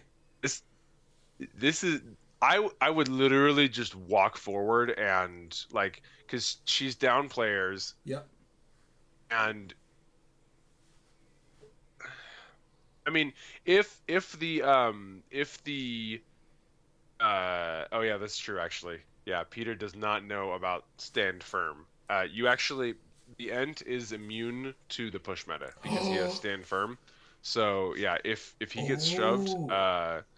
yeah, That's interesting. he does not move on push. Oh. Um, so actually he doesn't move on knockdown either. Oh. Um, yeah, it's pretty good. Hey, that's Uh, pretty good. I would just walk forward and I would just basically force her to throw elves in front of Yeah. me and I would just hit them. Er, And that's I don't maybe like this. I don't like this move of putting the human, in the tackle zone. But mhm. I don't know. That's just me. I feel like we hit the Ent once and see what happens. But like that's just me. It's a terrible idea to hit the Ent. Don't hit the Ent. I feel like we do it once. Though. We can do it once, We can- right? We Uh, can hit the end once. Yeah. Is she? Looks like Mr. Dad is setting up for a. Yep, setting up for a blitz. That's what was going on. Push meta. Push meta. Push meta. Okay. I don't even know if that. Oh wait, it was a Mighty Blow blitzer. Never mind. I think it was worth it to try to go for that. So, pretty decent. I don't agree with that. Putting him on the edge. Would you? Put him I on the also edge? no. 'Cause I would, oh, he's moving the cage forward. I see. Nice. No bonehead. No bonehead. Okay, now we hit the tree, right? Try to anyway. Like just once. I think it'd be super cool if we hit the tree. It'd be super cool if we injured the tree. Yeah, dude. If the tree's out of here, you're winning. I'm just saying. Like, That is true. ooh, nice dodge. Now we hit the tree. You get the catcher in, and you try to hit the tree, right? Right? Okay, fine. Maybe make a couple going for it. Okay, now we hit the tree, right? Please hit the tree. Please. I don't know if Mr. I Dad. think you have I think you have a bit of a vendetta against trees, and I can't really. This is why I have the know why vendetta. I'm thinking this. Yes, true. Actually, Stupid trees. Ugh. That's actually not a terrible place to fall. Because you have to Yeah. make more dodges to get into the cage. Actually, so, Yes. not terrible. So. Ooh. we are We are corpse maxing. Corpse maxing. We are maxing. getting value out of our bodies. Yep. I would think that Zere would get in here and say like, "Oh, that's a pretty good use for the bodies, Not what I would use it for, Yep. but like, collect the bones and then ask questions later." Yes, yeah. Zeri would definitely be like, "Wow, that's an excellent use of the battered and broken body." Yep. I'm gonna say I do want to say Tori has gotten extremely lucky in the fact that I don't think the tree has taken root a single time yet. Yes. Mm-hmm. So, to be fair though, the ogre has the ogre has also only boneheaded once, and wait, he should bonehead mathematically. We hit the trees, right? we hit the trees, right? I really wanted you to. Oh my gosh, thank you, Adam, so much. That was so quick too. So Adam is a meme machine. He is dude, he's fast. Like fastest memes, fastest memer in the West. Like absolutely. Honestly. Mm-hmm. Okay, like how crazy would it be if she leaped to base the ball carrier, but like just took the surf on one of the cage corners? Like, is that the wrong play here? I don't think it's not the wrong play. I mean, I don't know. I think she's definitely like done with. I'm gonna stop screening. I'm getting in there. You know. I think that's definitely. Ooh, great pow. Oh, is she doing it? This could be she really. Might be doing this could be really big because she gets a body on the ball carrier. Yep. And she didn't move, like you said. Starting the human in that tackle zone is not necessarily the wisest thing. And here comes the leap. Oh, wait. Okay, here we go. Here we go. Okay. Here we go. Oh. I was gonna say. She doesn't even need to leap. She what? just gets a 2-die on though. Get him! Oh, that's so good for. Oh. Does she catch it? Does she? Oh, it's not okay. Not great. But look. Every turn that he spends having to pick the ball back up is like valuable time that may not. Wait. Whoa. Okay. Remember when we said? Wait. Pull the trigger. You're right. I'm here to see it. I'm here to see the trigger be pulled. Oh, she's typing. She's typing. I think she's doing. She's typing. She's asking for Mr. 17%. I guarantee it. Oh, never mind. Tori, this is the time to pray. This is the time to pray for Mr. Sim. She had the essay primed and was like, nah. She said it. She said it. Oh my gosh. We need you. Does it happen? Does it? Oh! Of course it would. Of course. Yeah. Why wouldn't it work? And she's doing more. She's doing more. Yes, of course. Of course. At this point, why not? Yeah, why not? Yeah, you 100% give the ball to a war dancer right here. 100%. Oh my gosh. Oh, she's worried about the intercept though. You're gonna have to deal with the intercept either way, I think. I think if she passes, if she passes straight, there's no chance of. Oh! Yes! Oh okay, my gosh! Dude! Oh my gosh! I think suddenly. Oh! Suddenly. This has turned into like what a twist. Yep.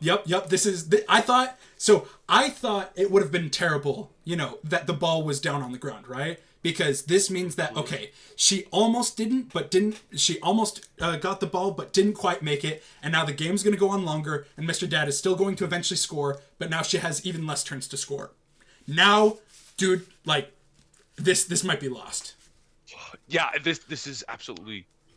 Oh, this must be rough. I have to do whispering. Wife is going to bed. Oh, who's going to bed? Wife is going to bed. I'm just gonna have to whisper. But okay, fine. I will to calm down. I will yell out in excitement for you. Don't worry. I got you. Yeah. I must have vicarious hype through you. I agree with you very much here. This has suddenly turned into Disasterville. Yep. Mr. Dad.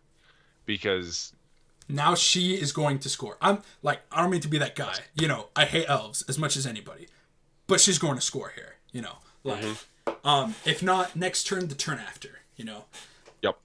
But and even if Mr. Dad somehow manages to get the ball loose in these like kind of scramble situations, Yep. The Skaven or the elf team, like this is where you want to be because they pick up the ball better than you. Yep. They move the ball better than you, and any of their players is a legitimate scoring threat.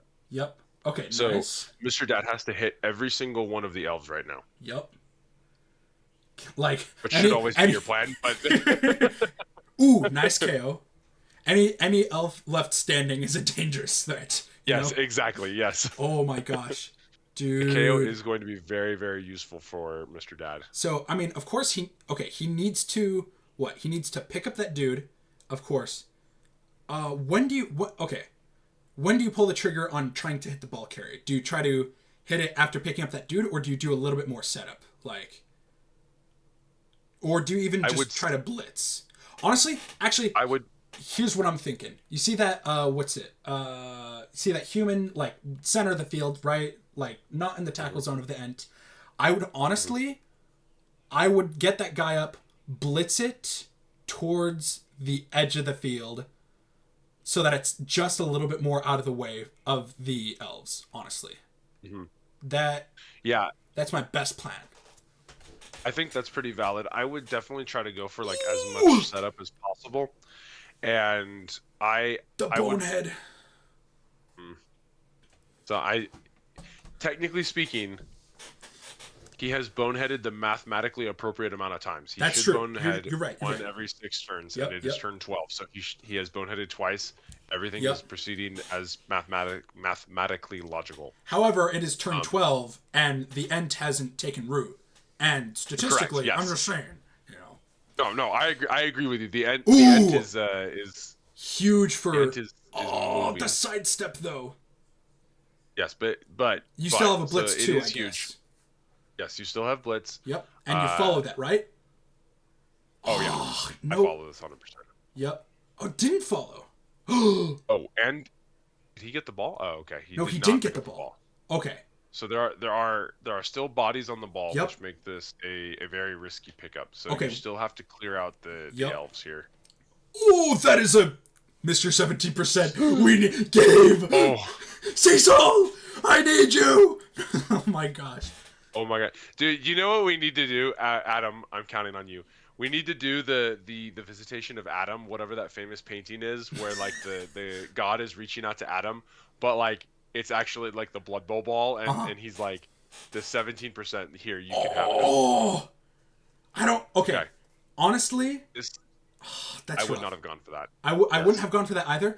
What I would have done, there's an elf right on the edge of the field. There's an elf right on the edge of the field. I would have knocked the elf out with a blitz. Like, taken him out of the edge of the field. And then...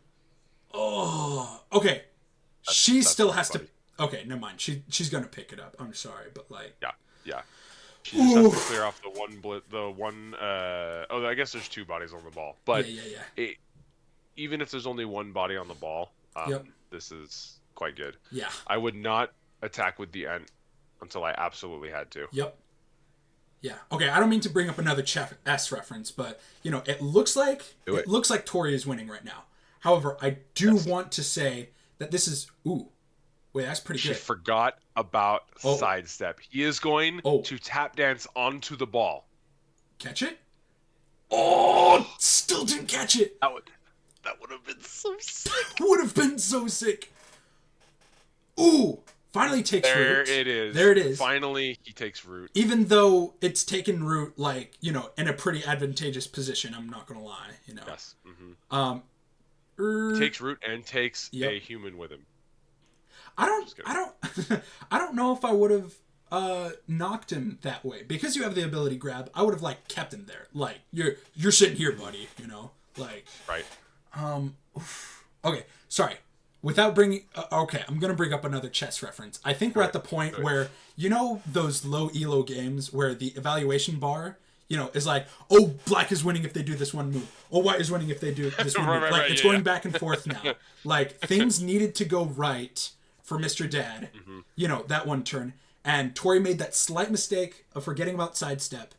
We're now just going back and forth. Right now, I think, you know, that turn where she successfully dodged out, picked up the ball, I think that's when it was like, Tori's winning, but it's now not deterministic anymore. We're back to non-deterministic, boys. Ooh, not a great roll. I still think that Tori is advantaged here, because assuming she hits the one-turn touchdown set. Right. If he does that, then... then in theory she scores no matter what. Yep. So I think she is still favored. I agree with you that it's Ooh. not very favored, and I would not re-roll this. Yes. Yeah. Okay. Oh, stunned. Yeah, no, that's rough. That's good. That's good. That's rough, buddy. That's rough, buddy. Okay. Oh, this is quite the pickle. Okay, again, Alpha's on the edge of the field. Push that Alpha out of here. Get that dude out of here. You know? Yes. So I think that is my first play. You know, pick up the ball later. There are elves to hit right now. You know? I actually don't know that. Like, I mean, I would make my pickup attempt as safe as possible, but I actually think if you don't score and the catcher wakes up, you lose. Assuming Tori does the 1-turn touchdown setup.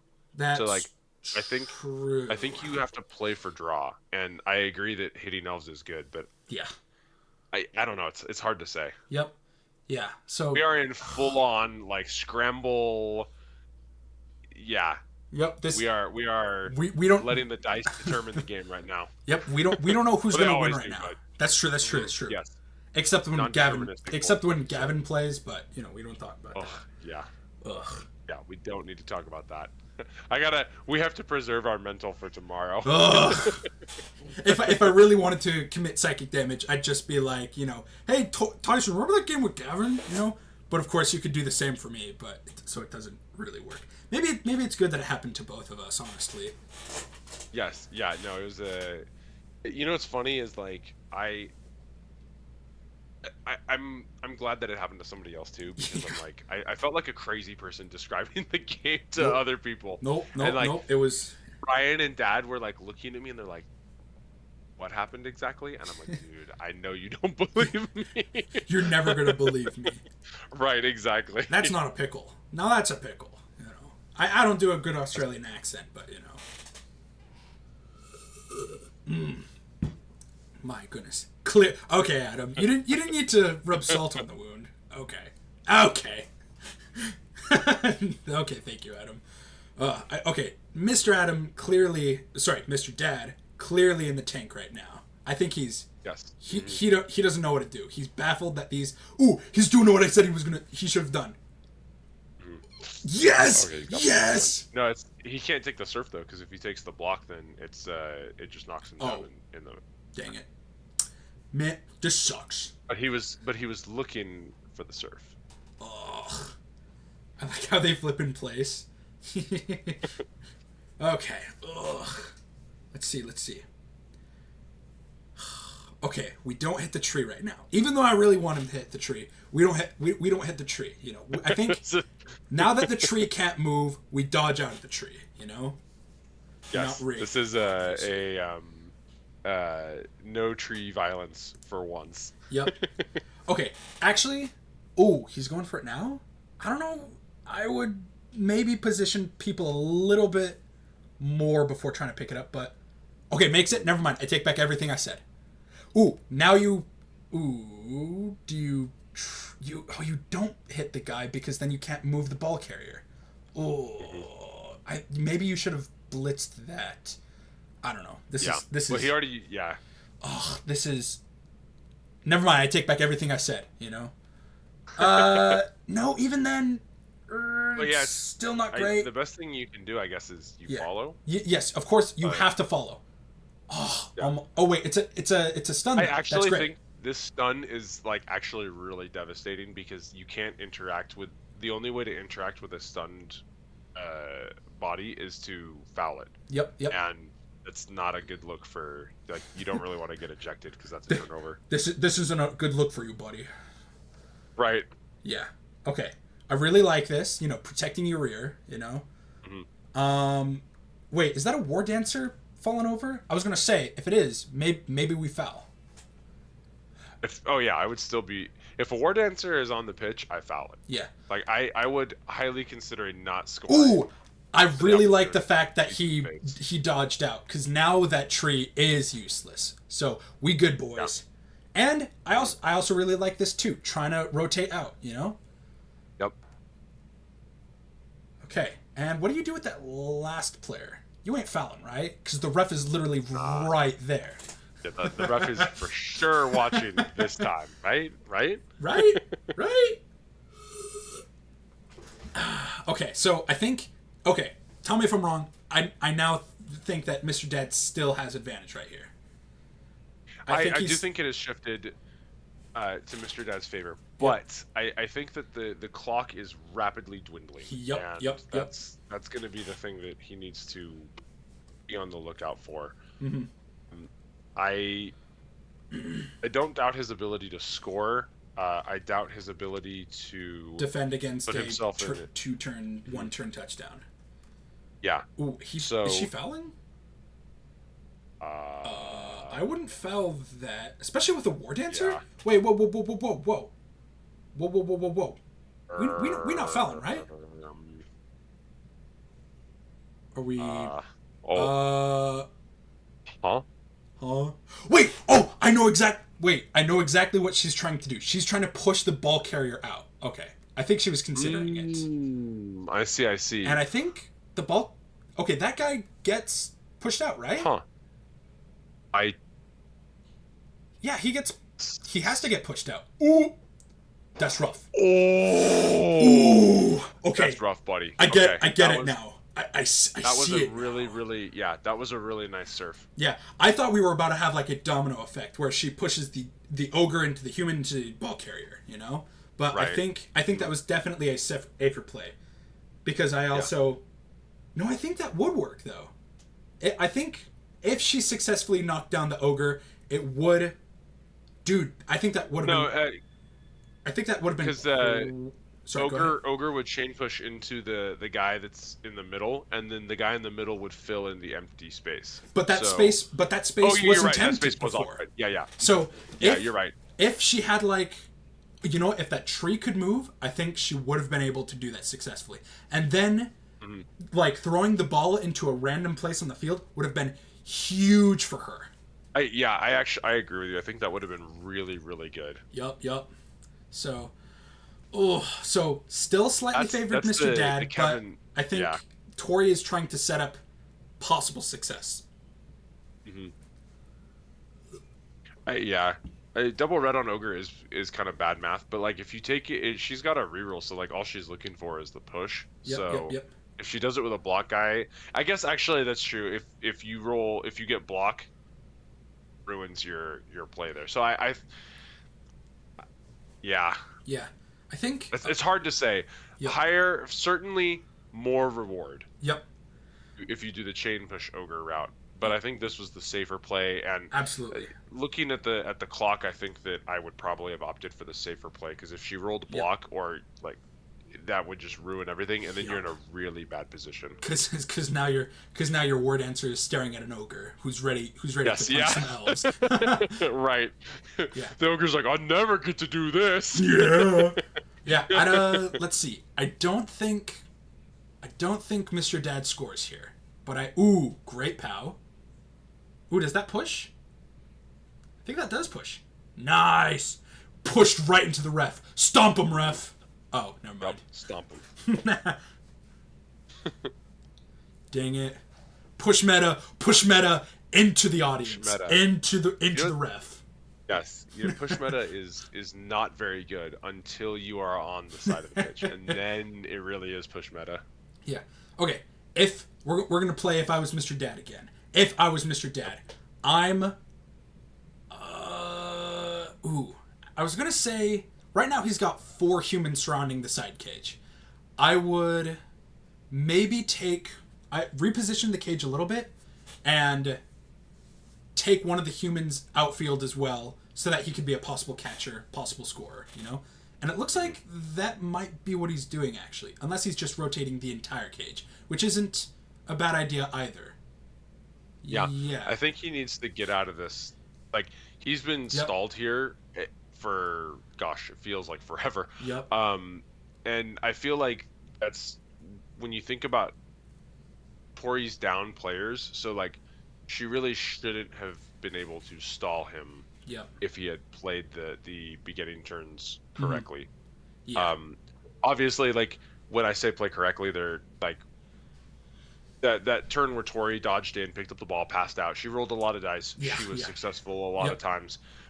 But I think that choosing to move like locate the battle or relocate the battle to the side of the pitch was really smart by Tori, because he can't proceed to outside of the pitch. So Yeah. basically, like, she effectively cut off the pitch, and Yep. then she was able to defend for multiple turns Right. despite being down players. Now, what I'm going to say really quick, I really don't like the fact that he put the ogre there. I would have actually pushed the ogre a little bit more forward. I would have even blitzed with the ogre, given the opportunity. So, okay, this is a good play, putting another player in the outfield for another possible catcher. I think with the last player that you have, don't forget to pick up your catcher. Do we dodge? Yeah, I think we dodge. I think that he should have definitely put the ogre at one of the front cages or front corners of the cage. If you because, were going to cage with them. Ooh, another nice dodge. I would rotate him further, I think, just to set him up to, try to be a catcher again. We trying to create catchers here. That's right. Ooh, okay, so last 5 turns of the game. 5 turns total. This is going to be interesting. Yeah. It looks like Tori is opting not to blitz the catcher, which I think you kind of have to do now that he's threatening multiple catchers. Marking another one, not a bad idea. And I think you just try to screen with the last guys that you have. Oh, is she? Interesting. She's putting multiple on one guy. I don't know how I feel about that. Especially since you have, how many players does she have now? 7? Okay, she has 6 total players besides the Ent. But the Ent can't move. So Ent is now a literal tree, I think he can move, because if he had taken root, he'd have the little like tree icon above him. Interesting. I guess maybe. I think maybe I missed it. Maybe. We are blitzing the catcher. We just waited a turn or two. Smack him. I think this is pretty good, because if there's no injury. Yeah. That's rough. But I don't think there's a way for Mr. Dad to score. Maybe he did take root. Maybe you're right. Oh, you're right. No, I remember. Did take root. Yeah. So the symbol isn't there, but I remember the tree did take root. So, oof. Yeah. Okay. Definitely. I would definitely not try to score this turn. Wait, Tori. She's just restarting the stream. Oh. Okay. I swear, if the ball ends up in the elf's hands, after restarting the stream, I'm gonna lose it. Yeah, I have. It's like watching a horror movie. Like, you don't know what's gonna happen, and then all of a sudden, it's like the lights flicker back on and everyone's dead. Yes. Okay, good. We're good. Yeah, I do like this idea of not trying to score this turn. You've got one extra turn. Oh, but no, wait. Hold on. So it's tied right now. If Mr. Dad does not score next turn, what happens? Assuming the catcher wakes up, and assuming Tori executes the 1-turn touchdown setup, Tori wins. Whoa. Wait. Oh! We don't continue from this position. We go back to line of scrimmage. Correct. Ooh. Okay, that changes things. Oof. Yeah. And I actually, at first I thought she was committing too many players to the back of the field here, like on the catchers. But I actually really like this, because she's setting herself up for some good hits, more or less uncontested hits on his current scoring threats. Yep. And her players are still going to be in position to run up and leap in, because the ogres, you only have 2 turns, so the ogre is not going to be a part of your cage. Nope, ogre's not going to do anything. Far enough. I'm doing my part. I ain't doing shit. I ain't doing shit. So I actually really like this, because she sets herself up to deal with the scoring threats. Yep. And he can't score this turn, so he has to score on this next turn. And once again, he's got 3 rerolls, so he's gonna burn at least 1 reroll. He should try to burn a reroll, or at least use it when advantageous. If he succeeds everything, no point, I guess. But and I guess now that I'm thinking about Mr. Dad's play pattern, it does kind of seem like he doesn't do that many actions that aren't like guaranteed, or he doesn't seem to take as many risks, which I don't think that's a bad play pattern, but definitely makes it so that you don't need as many rerolls. Yeah, he is an extremely risk-averse player, but I also think that if you are it's just free resources that you're not using, and then B, you're gated by only one reroll a turn. So I I don't. think when you place, This is a weird. That was a weird risk. You were.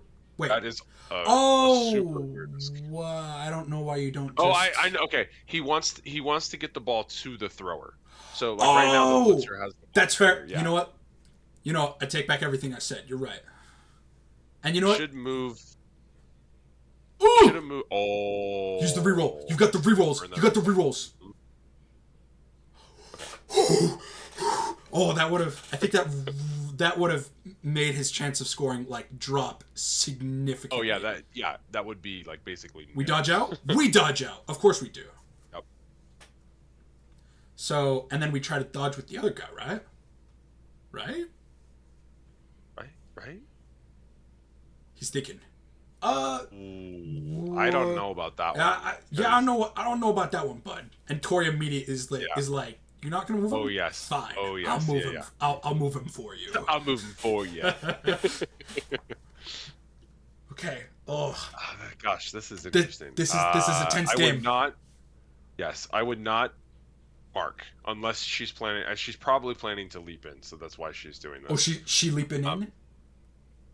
I think she should have moved the player that she just moved one space over, so she can cancel both assists, and then it would be a one die on the ball carrier. But Yep. And this is interesting because if she chooses to try, oh my god, this is devastating. Oh no. The eval bar just shot to Mr. Dad. Okay, he? Okay, so he can't run the ball. Oh. He has to. Okay, what am I doing? I'm blitzing. Oh my gosh, quadruple skull. That is so rough. Yes. Oh, okay. We hitting one. Okay, we hitting the one marking the catcher, and we run with it after. Right? Mm-hmm. Am I right? Yeah. Okay. I think that's the play.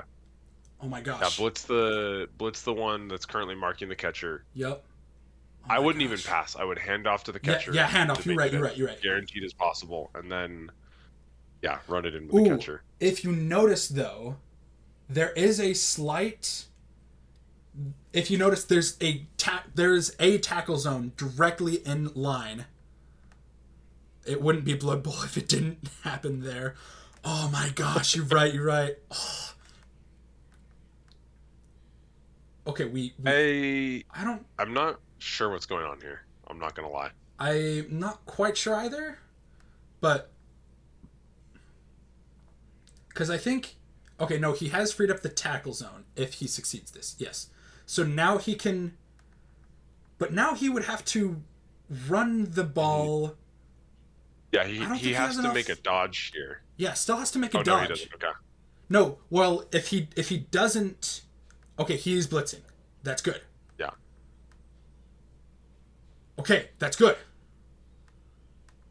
So now, okay, this is now a guaranteed score, or pretty guaranteed, I think. It is as guaranteed as you can get. And if it wasn't bad enough, we got one more injury. Yeah. You know what though? The only player that needs to wake up is that catcher. Yep. If Dorper wakes up, you're right. Yeah. If Doper wakes up, then you right. So this is. Yeah. I think if Doper wakes up. Wait, what are we doing? He's trying to level his even in this moment. He's trying to level the. No! What are we doing, Mr. Dad? Mr. Dad! You just sold the game. Dad, he literally threw the game right there. Oh my god. I can't. No. Oh my gosh. You hand off there.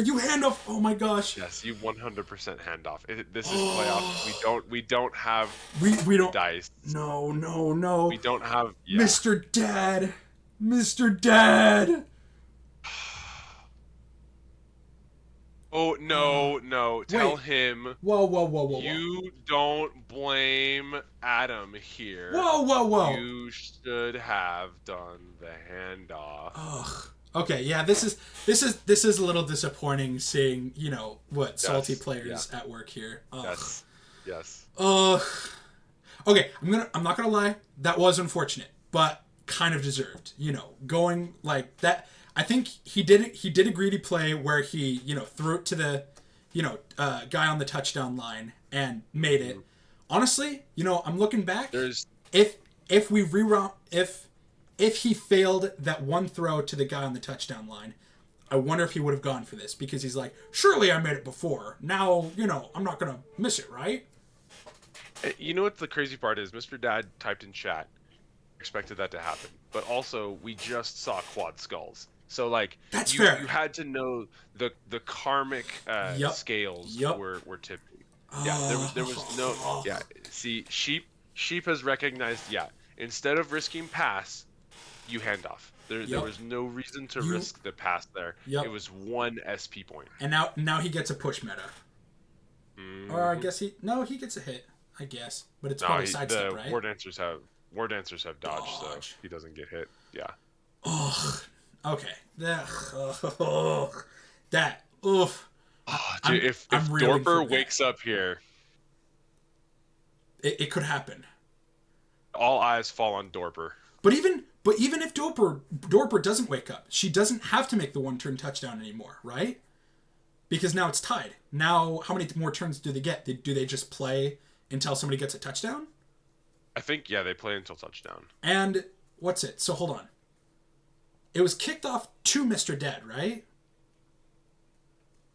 Yes. So now if we go into, what is it, sudden death, it'll be kicked off to Tori. And at that point, like, if enough Right. if enough players wake up, you can. Ugh. Yep. I don't know. Yeah, I'm a little disappointed by Mr. Dad's. He is fuming. Yeah. He has let the salt take over. I would be fuming too. Not gonna lie. It's I think anybody Of course. would be. Any sane blood bowler would be fuming here. Yes. Ugh. I don't know. I don't even want to watch this last turn. This is like, yeah. Clearly Tori doesn't want to either. Oof. Okay. Oh, interesting. I thought it was gonna go to. Wait. Whoa. That's huge for Dorper Tori. wake up? Did Dorper wake up? That's a huge question. Oh. Oh. It's not guaranteed that it. Okay. Okay, huge for That's Tori. 100% you receive. Yes. Oh my gosh. Oh, wait, and it's not even first to score. You get is it first to score or do you just get I'm another pretty 8? Hold up. I'm pretty sure. I got to look sure this it's up. first to score. I got to look this up. I'm sorry. Okay, overtime rules Blood Bowl. I'm pretty sure it is first to score. It just you have like that many turns before it resets. Okay. Hold up. Let's see.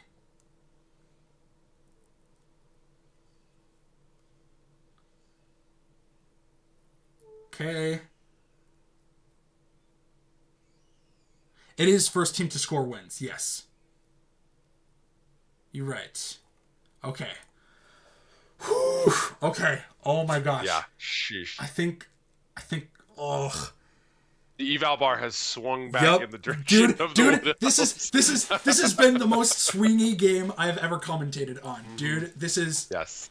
Oh. Uh-huh. My gosh. This is. Oh, I am. So and we're making sure that Mr. Dad knows that this is first to score wins, right? Is he on? I did just is he on try Discord? to tag him in chat. I tried to just tag him in chat. I don't think he's in chat, unfortunately. No, he's not in chat. We need to. I will. I'll send him a message real quick. Yeah, I think that's fair. Or maybe if you can let Tori know to say in game. I think if you let Tori let him know in chat. Right. Yeah. Oof. Oh my gosh. I haven't been this invested.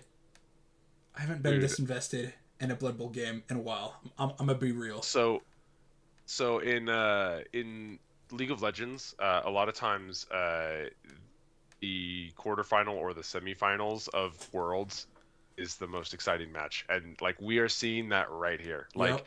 it's going to be a super exciting round one of playoffs. Then Are we you're winning just gonna or like losing? Oh, then you're gonna smoke me in our game, and then it's like oh, it's not even it's just gonna like coast from this point. Like yeah, we only go down from here. that's true. Okay, what I was talking with Adam about today actually was I was saying wouldn't the craziest like game ever, or so the craziest ending to the season would be somehow I win my game, somehow Mr. Dad wins his game, and we have a grudge match in the finals. You know, Oh, that would that actually be crazy. that would be crazy. But I think Mr. Dad may have thrown away the grudge match. Oh, kicks it right to the. Ooh, things are not looking good. Things are not looking good at all. Now Okay, let's be honest here. I okay. think this is the one time that saving your rerolls actually helped, even though the game was about to end, quote unquote. You know. I agree. Oh, I have a question for you. yes.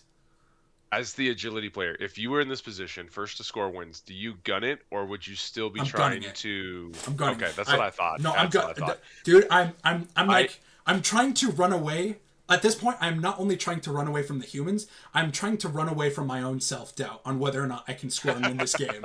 You know, I am trying not. I am. This is the moment where I'm trying not to think. You know. 100%, 100%.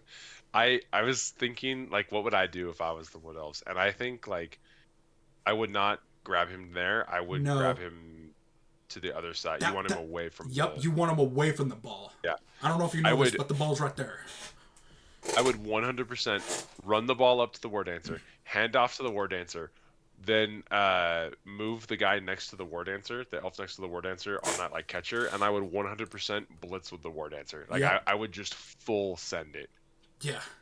My gosh. Dude, okay, this might be the longest recorded Blood Bowl game in our not just season but like ever so far, cuz my recording is saying that we're at the 2-hour mark. And by the looks of it, we've got at least another 20 minutes if things go well, you know? Dude, it's been an honor and a pleasure to be commentating our first ever season's overtime game with you. Dude, oh my gosh. Do you think she agrees with us? Do you think she's gonna blitz with the War Dancer? She's doing it. She's doing it. Yep, she's doing it. The ball first. No. I would have given him the ball first. I think she's trying to. Only notes. only notes. Okay, that's fine. Yep. Oh, it was just a block though, so it's kind of a bit rough, but we're fine. We're fine. We adapt. We evolve. Yep. Okay. Oh, you know what? I think she's gonna side cage right here. I think she's gonna side cage. I think so too. 100%. Yeah. Because now you're in a situation where you have to stop both the cage and you have to stop potential elf scoring threats. Yep. Like this is where I think the elves are most dangerous, because if you were Skaven here and you had like one or two gutter runners and a bunch of linemen, it would be very difficult to score. I don't know if she's side caging anymore. It looks like she's just building a normal cage and counting on the fact that she can dodge out. Is she gonna pass? I think she's gonna pass it, and I think she's expecting to dodge out. Ooh, good throw, good catch. Okay. Ooh. And I think she's expecting to dodge out. Yep, dodge out that one and get to the corner. Okay. Yep. And this is a good chance. So. Okay. Ooh, this is okay. This is so good. This is so good for Corey now you dodge out of the ogre, right? I would leave him there. I would 100% leave that guy there. Because. Ooh, marking a different. There's 3 more turns. Marking a different guy. Actually, okay, never mind. I like that. Yep, yeah. I was gonna say I like that better. You know, maybe marking the ogre guy, but you know, dude, this is so weird seeing turn 17. Like, right, I know. What is this number? what? I can't count past 16. Oh my gosh. Oh, dude. Oh my gosh. Yeah. My stomach hurts. I'm gonna. Wait. Did you just say the number? What, 17? Huh? Yeah. Wait, what? Huh? Wait. This was just another Mr. 17%. Wait! Oh my gosh! This is another Mr. 17%. You're right. I was like, what is he talking about? Is this another 6-7? No, we're talking about Mr. 17% himself. No, the superior number. Dude. Not 6-7. Dude, imagine. On turn 17, all 17% chance rolls succeed. Dude, I'm just saying. Dude. That would be so funny. I think the human player has to try to test it right here, right now. You know, but like that's just me. Yeah, this is the witching hour. Like, this is the time to test the things that shouldn't work. Yes. Oh my gosh. Oh, I'm just trying to contain myself. How do you score here? I don't know. If you're Tori, how do you score here? Okay, how do I score here? Dodge, easy. Okay, that's what I thought. Okay. Assuming that Mr. Dad doesn't do anything else here, but of course Mr. Dad should do... Okay, that's right, yes. Trying to get in the corner of the cage. That's good. Ooh, nice. Nice pow. And we follow, right? Yes. And do you put it... I think you put it in front of the ball carrier. Yeah. Right? Yeah. You want to make the ball carrier move as much as possible. Yeah, I just can't tell what he chose. Ooh! It may not matter. Oh, stun though. Stun. Nice stun. Yeah, I think it would have... I think putting it in front, makes another square that they possibly have to move, out of the way for. But...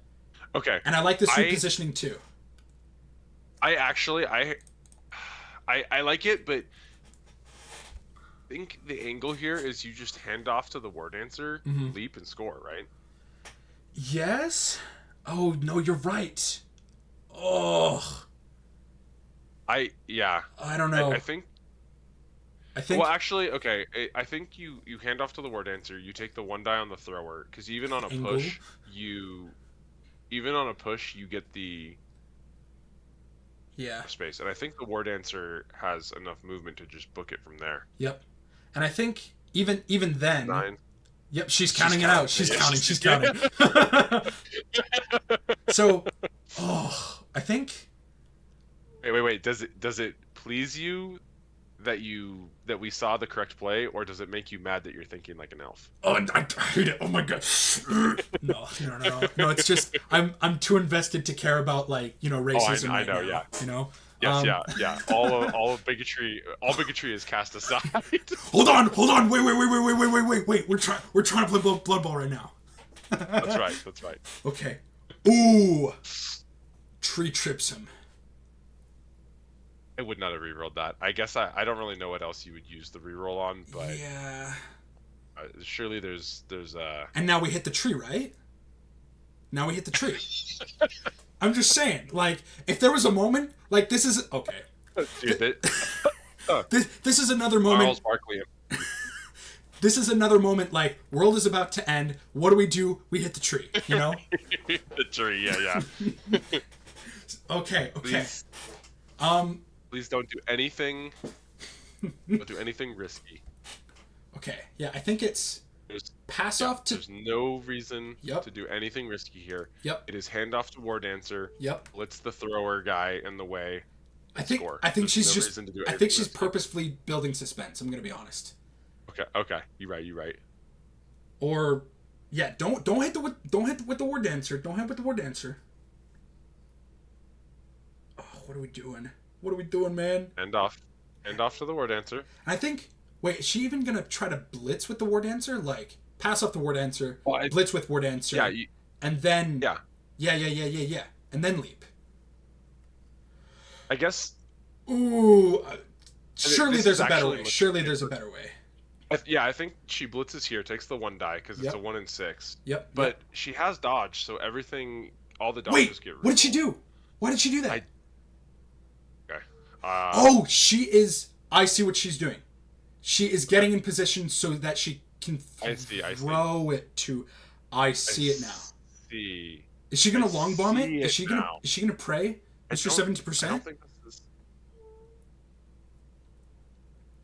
Actually, wait. I think this is the play because regardless, you get the ball on so close to your side of the field that it doesn't matter. Right. unless the scatter goes, she scored. Oh my god. Oh my No, we days. need a post game interview. We need a post game interview. Please, for the love of God, can we get Mr. Dad on the call? My Can we get Mr. Dad on the call? God, no, he won't do it. He doesn't have a microphone. Okay, He won't. that's fair. He's going straight to bed. Oh, can we get the elf player for a post game rap? Please. Yes. Okay. Tori, please, can we do a post game rap? Please. Tori, talk to us, baby. Tori, please, if you can hear us. One sec. Tori. What's she doing? Is she going to hug Mr. Dad saying, should I get? Yes, please, if you can, please. Yes. We were just talking about that. Yes. Thank you. Oh my gosh. Oh. I don't even know what questions I'm gonna ask. Well, I mean, so there were so many decisive plays. Like, remember the first decisive one that I saw was, do we simply, Mr. Dad had the cage. Do we simply just throw the ball to one of the open guys and run the ball down? That was one. Let's see. The last, how do we bring up the fumble, like, of throwing to a player without saying, hey, remember that mistake you made? I think we just let it. We just talk about it, and if it comes up, we talk about the handoff You're right. how it should have been that, and we don't bring it up. Yeah. Okay, I'm gonna.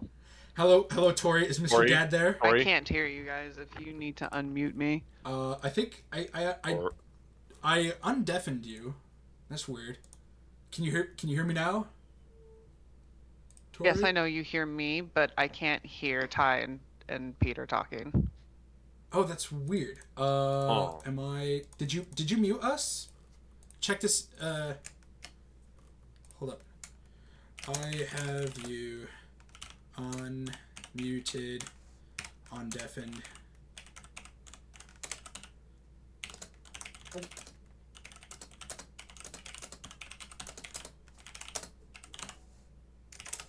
Okay. Maybe she muted us on our end. No. No. No one should be. I don't know. Try to say something. Hi. Hello.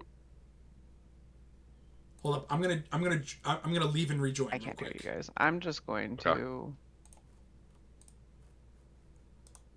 Because I can hear everything else. Okay. Can you hear me now? Now I can hear you. Okay. Yeah. Tyson, if you can hear me, leave and rejoin. Okay. Do I just disconnect? Yep. Just disconnect. Okay. Then invite to speak. Okay.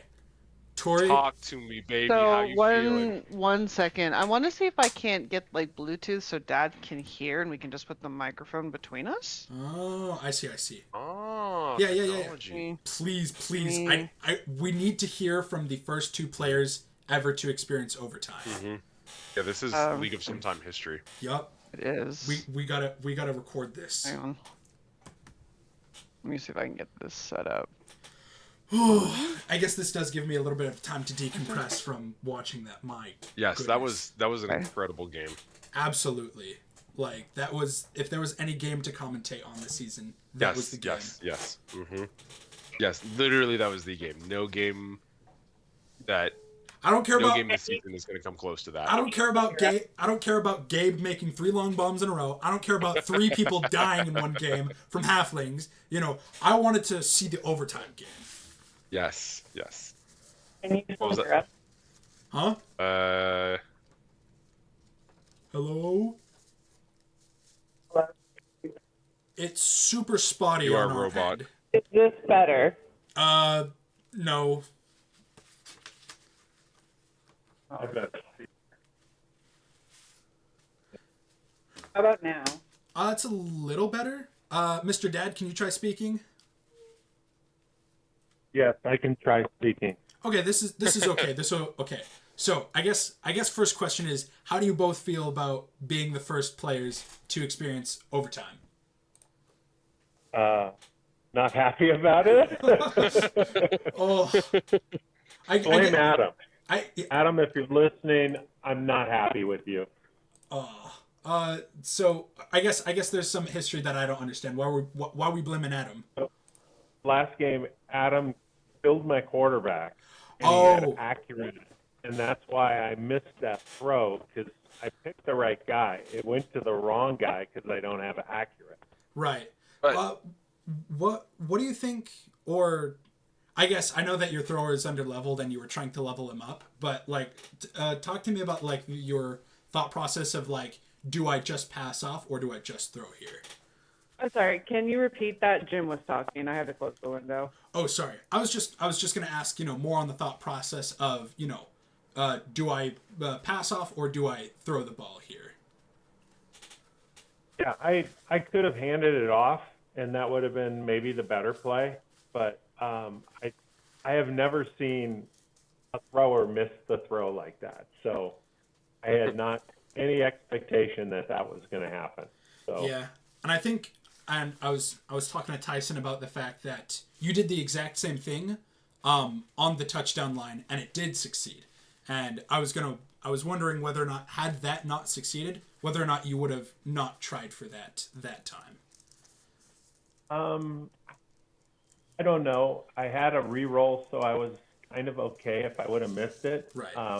But he didn't. I'm wondering too if I just would have had my guy one square farther away. I don't know. I mean, I'm looking at it and I'm going, no, that's not where I threw it. I had to do a double take. I was like, why would he throw it to the guy who can't do action? But I had to type in, like, did you mean to throw it to that guy? Yeah. So I didn't realize on passes it could. I mean, I guess it can scatter. It must have scattered into his hands or something. Right. That's what it looked like. Technically end the turn because like someone still quote unquote caught it. Yeah. Mhm. Yeah.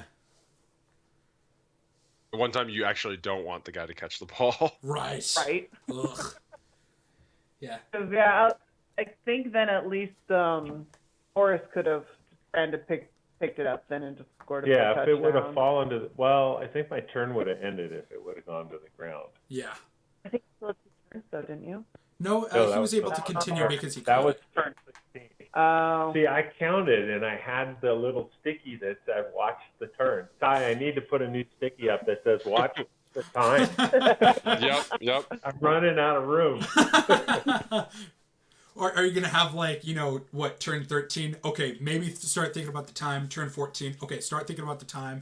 Turn 15. Peter, Peter, please. on Monday, you should come look at my screen. I will. Pretty hilarious. My goodness. Okay. Dude, Tori, I gotta say that one. What was it? There was that tense moment of you were able to knock the ball out of the ball carrier's hand, and then you were able to pick it up and like break through the cage. And I think both Tyson and I were like, dude, I think she's got it. It's 1-1 right now, but it just became 2-1 in Tori's favor. Picking up that ball. That was a gnarly pickup. Mm-hmm. Thank you. And then I was stupid and hit the guy with sidestep, so I trolled my own good play. Yep. Like, Yeah. Yeah, and it was. Go ahead, Tyson. I was thinking of the Kevin hit the ball out of bounds, and I was like, my guys are wide open on the other side of the field. How do I do this? Right. It didn't happen. Yeah, Peter actually called out the Kevin, and I didn't even see it. So it could have been really interesting. When you knock the ball carrier out of bounds. Oh, you're right. You're right. You force them to pop the ball into the middle of the field. Yeah, I was talking about Were you thinking about doing that, Tori? Hitting the ogre into the human into the ball carrier so that you knock the ball somewhere else on the field? I was not the ogre, the guy next to him. I was hoping to surf. I see. I think the ogre has guard. Yeah. And another guy had guard. I'm like, there's no way that's happening on right. 2 red dice. So, and then I was like, oh wait, I can hit this guy, and this is safer. Yeah. Look at that. It's a 2 die flip. Yep. Flip. So I have a question for you, Tori. Uh-huh. So you, at the end of the first half, you were pretty like, I'm going to concede if I lose a war dancer. Like, it seemed like you were ready to throw in the towel. At what point did you say to yourself, like, wait, I'm still in this and like I can win here? It was more of like, because I had 4 guys down, and I thought to myself, as long as I have my war dancers, I'm good. Because I had no catchers. I'm like, I have my thrower, so there's something there. I didn't have my superstar linemen. Oof. I'm like, if I lose my war dancers, I don't think I can mount any sort of realistic offense here. Mm-hmm. And then there was the whole sideline scrim. I'm like, wait, all his guys are bunched up, Yup. and Right. the numbers are actually working against him here. Hang on. Second win. This is the one time having more Have a players care. actually sucks. Right. Okay. A follow-up question. How did you? Because we talked a lot about the one-turn touchdown setup. Did your plan change when Dorper got KO'd at all, or like were you ever worried that you weren't going to be able to execute the one-turn touchdown setup and like, oh, this is over now, or were you just like, I'll just find some other way to score? Honestly, I didn't even think about making it a plan because Dad's defensive setup makes it anti one-turn touchdown. I don't have enough. Ah, I see. well, heck. Because Nice. he has the asymmetrical setup, there's not enough guys to actually push the catcher. Oh. I get it now. Dad's shrugging. He's not even realizing this was a thing. Maybe there's an Come on, angle. Corey, don't out me. I wanted to impress people that I might have known something. Don't worry, Mr. I mean, Dad, I have a question for you later. When I look at because I have my own anti-one-turn touchdowns, I had them written down for Peter just in case Peter had them, and they look very similar to yours. I see. Well, So I appreciate that. I don't know if there's an angle, and I didn't want to risk doing something potentially silly and really putting my dudes in a bad position. So it was not ever on my radar to be like, we're definitely doing this kind of thing. Okay. Yeah. Mr. Dad, I do have a question for you. Yeah. So, I was really... there was a lot of discussion on, do I wait to score here so that I guarantee it 2-1 and prevent Tori from coming back from this? Or do I just score and just set up a defense because she's down players? What was your strategy on that? Were you trying to push for a faster win and didn't get that result, or were you like intentionally trying to slow down the game? I think, what was it? The sideline shuffle over there during the middle of that was, I imagine, not intentional, but yeah, go ahead. That wasn't, and I didn't realize that I was going to create such a log jam, and it didn't work out how I wanted it to. I thought I could push through, but I didn't. And I was planning on going for the 2-1. Yeah. But and it ended up, and I was worried at the end because I didn't think I could reverse the field because I don't have rats that run 14 squares at a turn. Why are you looking at me?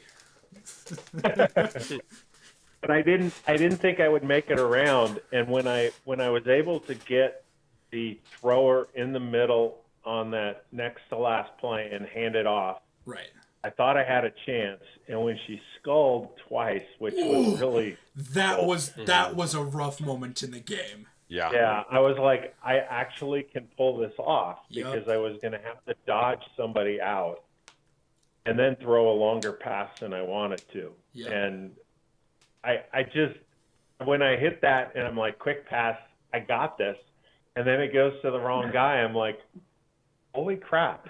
I've never seen that happen before. I was like, oh man, like, all right, well played, Dad. He got it. Man. Yeah. Great. Why is the game continuing?